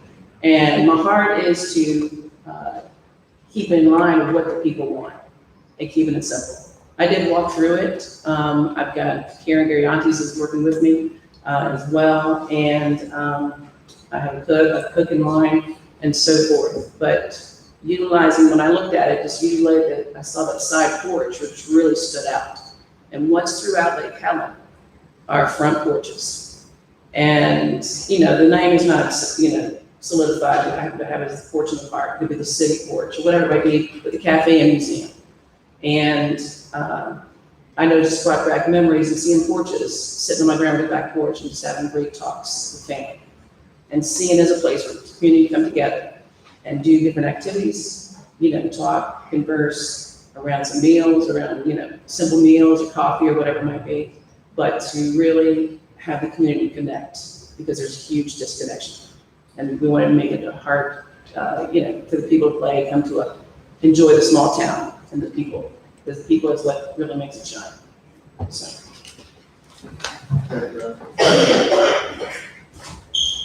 So basically your report is, this was, are you moving on to your next item? I'm ready for that. I think because of the uniqueness of that, I don't think that we should take a decision at the next meeting. I think we should get this, in other words, in the best interest of everyone, the community. If we get the proposals in from them so we can review it before the meeting, and then they come in and do a proposal, and then we can sit back and check a little bit and come back and maybe with some different ideas and then go forward. I think it's going to be a little different than the normal, this is we want this. Do you want to get that day of when we're going to stop creating that? Oh, yeah, already, into this month, I'm sorry, I missed that. Yeah, September 30th. How long has it been out there that this is available? Golly, I've been working on it. Where's the best in the public so people know? And I've had a variety of people come and talk to me about it. But I don't know when I started, really shortly after I arrived. One of the things that I heard about was, this building needs to come to life. And so I've met with a number of people over the months, and these are the three groups that are now remaining active. Okay, you feel like it's been advertised that so we don't get somebody. Oh, yes, I've had commercial real estate people look at it. Okay. And, I've met some really good contacts too. People are, somebody wanted to turn it into a comedy club. Actually, the one that they're really doing downtown has been quite successful. It's what? The one they've been doing using the center at downtown, Bombers, Yes, and yes. it's been quite successful. They come in and do nice. That was the gentleman from the field. So that cutoff date, just sorry, because I missed it, and I apologize, September 30th. And the information will be on our website if it's not already. We advertise? Yeah. Sure. Are we advertising it anywhere else? No. Thank you. Okay, we're going to go to the next item. Okay, the next item comes as no surprise. Rick Mullen, 25.5-year veteran of the city, public works director, has submitted his letter of retirement effective September 21st. And because of that, we need to make certain adjustments in the department. Rick has the only Class C water license, and it's also the only individual license for backflow prevention. So we need to make arrangements. We're not going to be able to hire a permanent employee in this short period of time. We need to make arrangements for a temporary operation of the water system. The firm that does our current testing is called Biometrics. You might recall the name from the situation we had with the testing for water. And I placed them on probation, so I guess this takes them off probation. But I've contacted them, and they've given me a month-to-month contract for all of the aspects necessary to maintain our water system, testing the water, maintenance of the equipment, supplying chemicals, all the things that normally happen in the regular operation of the water system. In the meantime, I also asked them for a proposal for the backflow prevention, which is a separate operation. So we have that covered. Both of those are heavily regulated by the state. Absolutely necessary. As we discovered from the water testing situation, the state has no sense of humor when it comes to that stuff. And it's all, I really can't blame the state, but it's heavily regulated by the federal government, really. And it comes down through the state. So we have that. I have the agreement. The fee is $3,200 a month, approximately $38,000 a year. Not anticipating using it for the full year, only to bridge the gap between now and hiring somebody or getting somebody in our staff who would have a C license. Second, Mendoza is prepared to take the exam. He would be a natural, he's also an assistant public works director now, so it'd be a natural to upgrade himself to the C. And then I'm not suggesting he be appointed public works director. We should go out for some sort of advertisement and gather, just like we did for the chief's position, applications for that position, and see how it turns out. But at the beginning, we're having to operate fairly rapidly because there is not much time to do all the things we need to do to make sure that we're covered.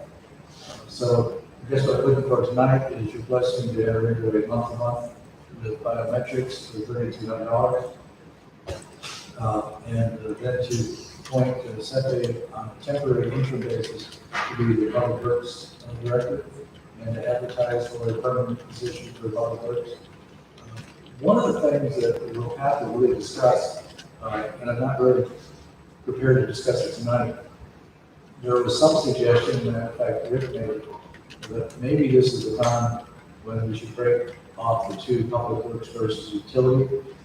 There are some companies that operate the utilities on the contract completely. Biometrics is an example, does not do meter reading, does not do water main breaks. They will send the C license to the water main break, but you have to have one present when you have a water main break. They do have a manpower to do it, so it's something else. But there are other companies who would take that responsibility completely. I know of a couple, but quite frankly, I think they're out of our price range. Can you type that up on paper and that's for the next meeting so we can take a look at what that looks like? Can you put that up on paper so we can see what that looks like?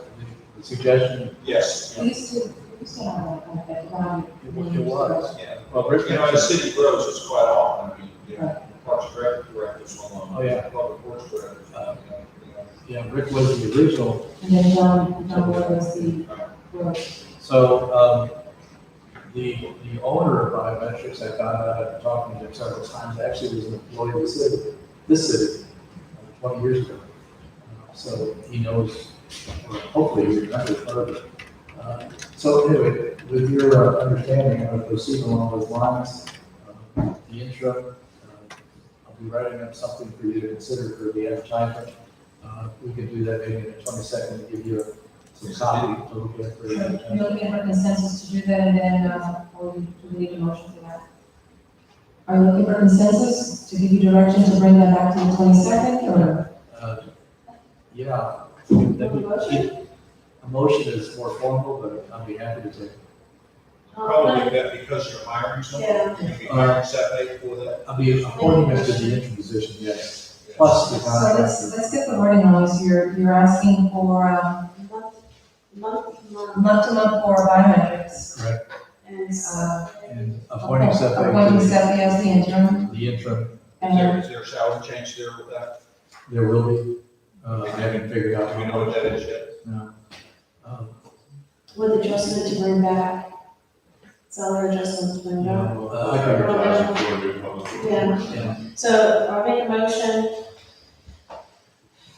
for city administrator to bring in biometrics on a month-to-month basis.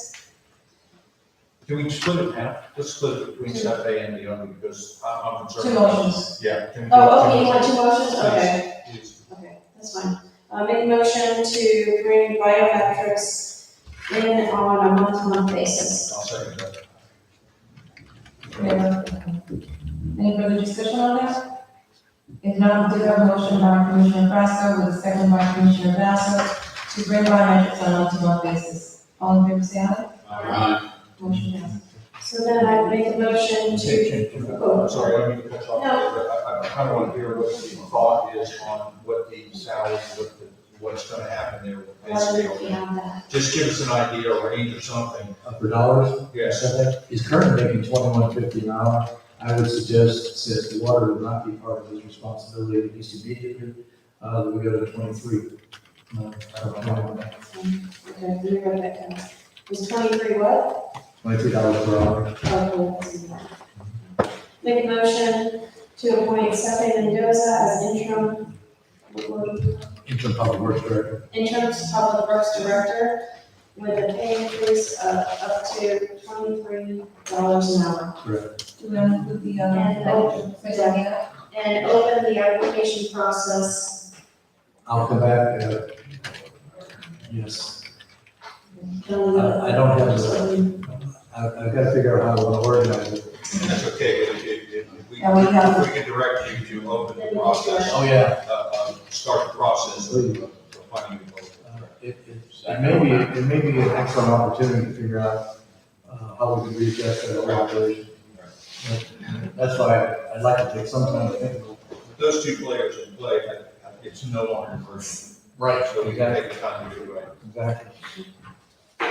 Okay, we do have a motion by Commissioner Frasca to appoint Stephanie at $23 an hour. Stephanie is interim city administrator, interim public works director at $23 an hour and initiate the application process.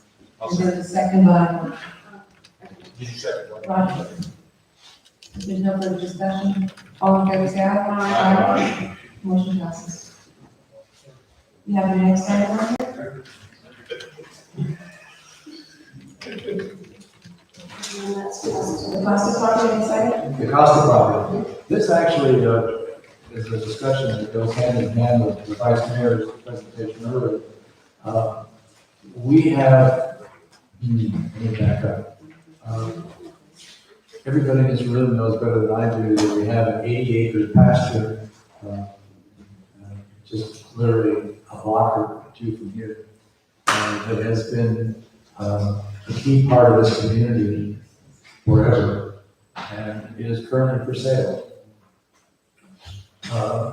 There have been suggestions made to me by individuals in the community that perhaps the city should obtain the property.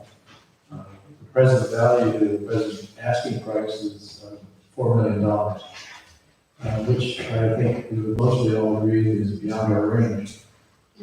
But we have also, the mayor and I had an opportunity to visit with the Volusia Forever people, and they are willing to consider applications for the purchase, for the land to be purchased by Volusia Forever. Kind of an interesting process there. First of all, the application cannot be made by the city. It must be made by the seller of the property. So that there is a willing seller, and it's obvious to Volusia Forever, the seller is interested in selling the property. It is a negotiated sale in terms of dollars. And so if the seller is not pleased with the offer, they can simply walk away. You then have 19 questions that the seller is required to answer in an application. If they score points on 10 of the applications, they are eligible to be considered for the purchase of the land by Volusia Forever. And it's not unusual, as you know, in a grant situation for the city to be a participant in the purchase or a participant in the project with some money offered as well as the grant. In this particular case, Volusia Forever has made purchases with cities or counties participating at a rate of 10%, 20%, or higher.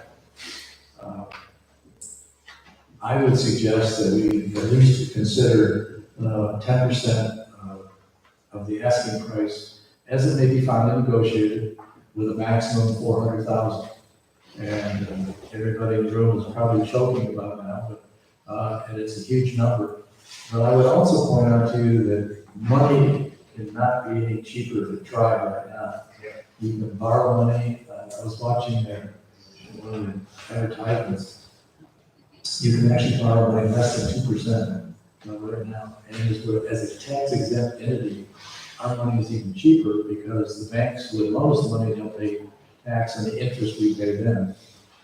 So it would be, in my opinion, over a 10-year period, maximum $40,000 a year, a relatively easy amount for us to be able to finance. With the 9% from Volusia Forever, would make that pasture land for her the way it is today, a piece of land that would be,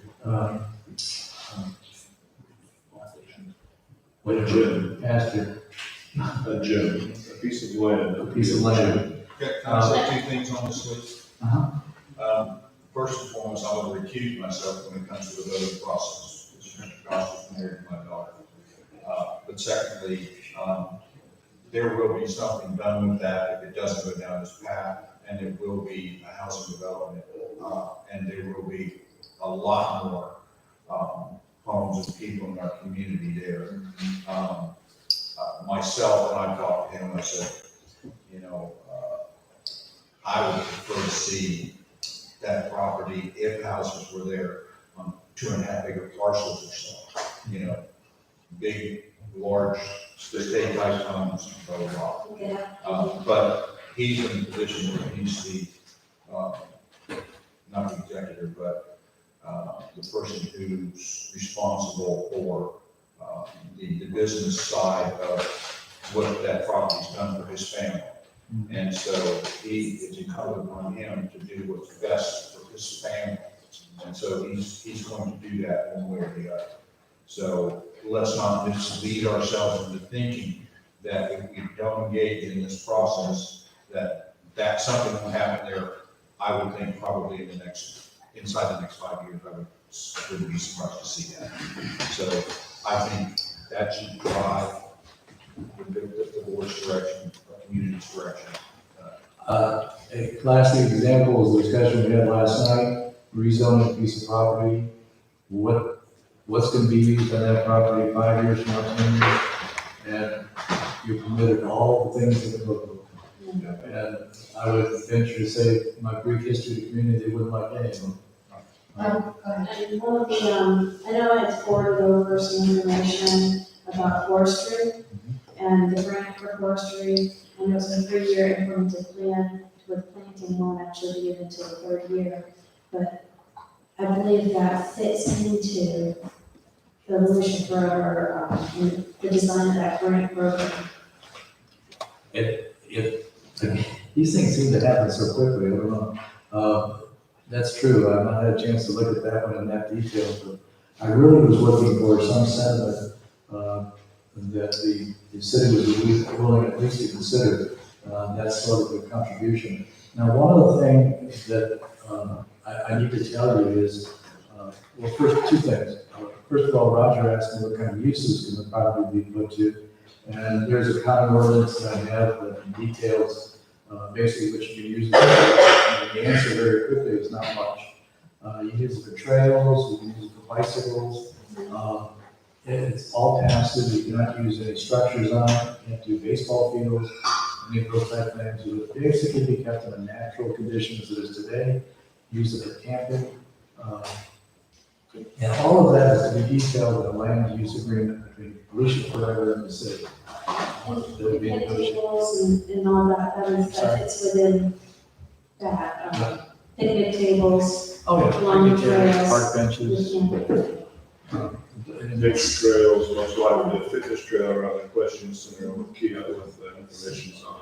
And when I envision it, and if this forestry, program does seem fit, and it does, because it ends up being something that can work alongside. That could be, I mean, the possibilities of having our own little forest is just Win-win for the city. beautiful. I believe too, that, if I remember correctly, it's taken off the tax roll as well too. So there's a net decrease but you know, it's willing, you know, not only the cost from year to year, and the interest debt, but to accept the reduction in the tax roll here is fine with me too. You have my consensus. It's actually not that much of a reduction because the property is. So developed, I understand, right? It's only 16% of the appraised value is what's taxed over. Our homes are appraised at 8%. I just want to be clear that it does come off the tax. It wouldn't be much, but it would come off the tax rolls, right? And we would have an expense for maintaining the property, not very much in my opinion, but it would be an annual expense, maintaining the campgrounds, the liquid campgrounds out there, or bicycle trails or whatever. But I just cannot imagine this community's reaction if somebody proposed 160 homes up there. I think green space has been one of our, It's just too bad that we can't use the utility fund that we've set aside, utility fund from the sale of the electric utility years and years ago. Oh, It's just too bad, it requires a vote, it requires a citizen vote. To do that, and this might be the one trigger that would trigger that vote to yes, to allow the city to use that money specifically for this use. This opportunity to use it. I hadn't thought of the restrictions that are in it. And we're coming up on a non-presidential year, and if by chance that's something minimal, we're floating it right now in a trial vote. And as we go forward in this consensus, we may find that we have a receptive public this time and able to access that. Because I believe financially in our budget hearing, meeting earlier this evening, the city's in good shape. The city's been in good shape. And while there's some definite housekeeping, we have to address some serious housekeeping, so to speak. Don't let that word detract from the seriousness of it. But that being said, overall, we're operating a fiduciary manner. We're operating a decent reserve. We have a well-managed budget. Hopefully, once we get past all the stuff of the credit card charges and missing ledgers and such of this, that it'll create a different level of process and control. Expense management systems are all over the planet. It's very easy to manage expense management systems. It's automatic, So anyway, but I think in concert with that, I think we might be able to make this one work for the public and give us that opportunity. Perhaps, time will tell. So I really was looking tonight to get the consensus of support, and I seem to have an excellent basis of support. Roger wants to say something. Maybe he doesn't want to, okay. Now, the proposal themselves, all the property, because I thought the family wanted to put a couple of houses along the line side. No, I specifically asked that question of Mr. Costa, and it is all of the property. Yes, it's up for sale. Do you have to speak on this? I know I brought a couple of properties to you for the village forever to look at. This is going in the right direction. This was one of the big ones. The other two might be a little bit more, have a little more details and strings to manage. But if this is something that we want to look at as a city and take some of these green spaces that are very far in between and start looking at the options of how can we keep this green space, how can we reserve. There's a property over on John Street, over on Jimmy Martin's old property. It's tied up right now. But that is a very ideal spot if it's something we can have a discussion with. We're looking at over, I think it's about 46 acres. Some of it's submerged, some of it's wetlands, and some of it's solid ground. I'd be more than happy to do more research on it and bring it to you. I know it's under trust. Thank you. On this topic, we have Stephen. Yes, ma'am. Ryan Wilkins, 171 South Cravat. I just want to give my 50 cents on it. I live right across from there, so I'm highly affected by it.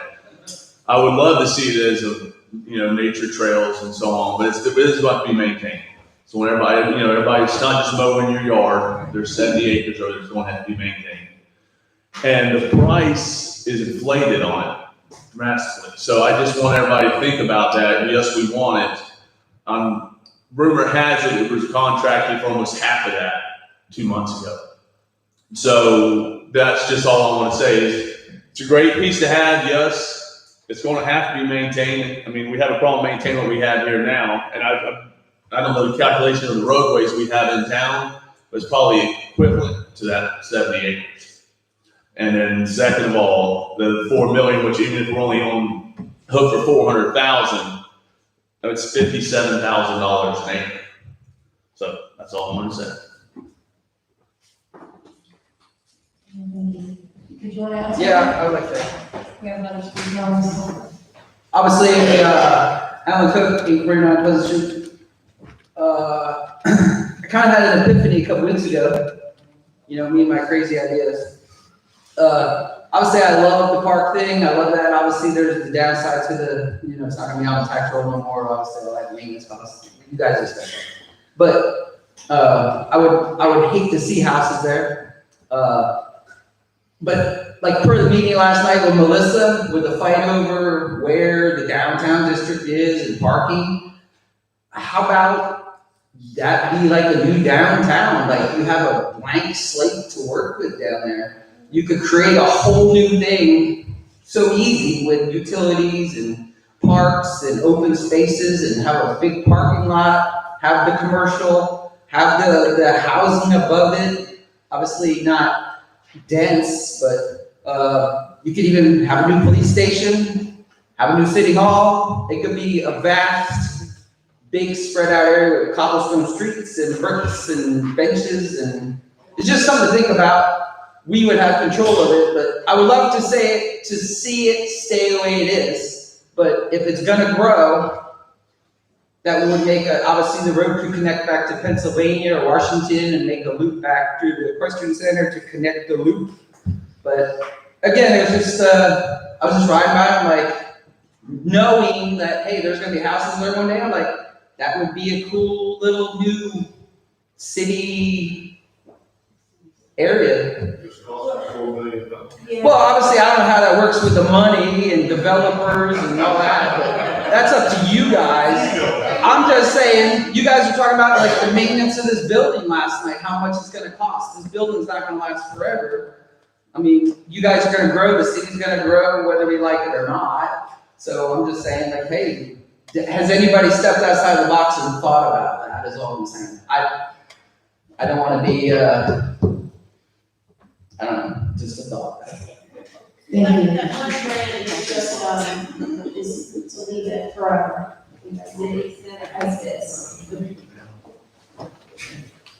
So there's consensus here to, what was the consensus? I have to. Move forward and get more information. To move forward with exploring the whole thing. Okay, yes, we have more support as well. Okay, that happens to be the last item on the. Yeah, well, there's another one, but I'm not ready for it, so. The requirement, so that's Now, just, you have to step in. Royal Park, we just added that. Oh, you did tell me that. I know, I'm sorry. Okay. But that's okay, because I'm not ready for it anyway.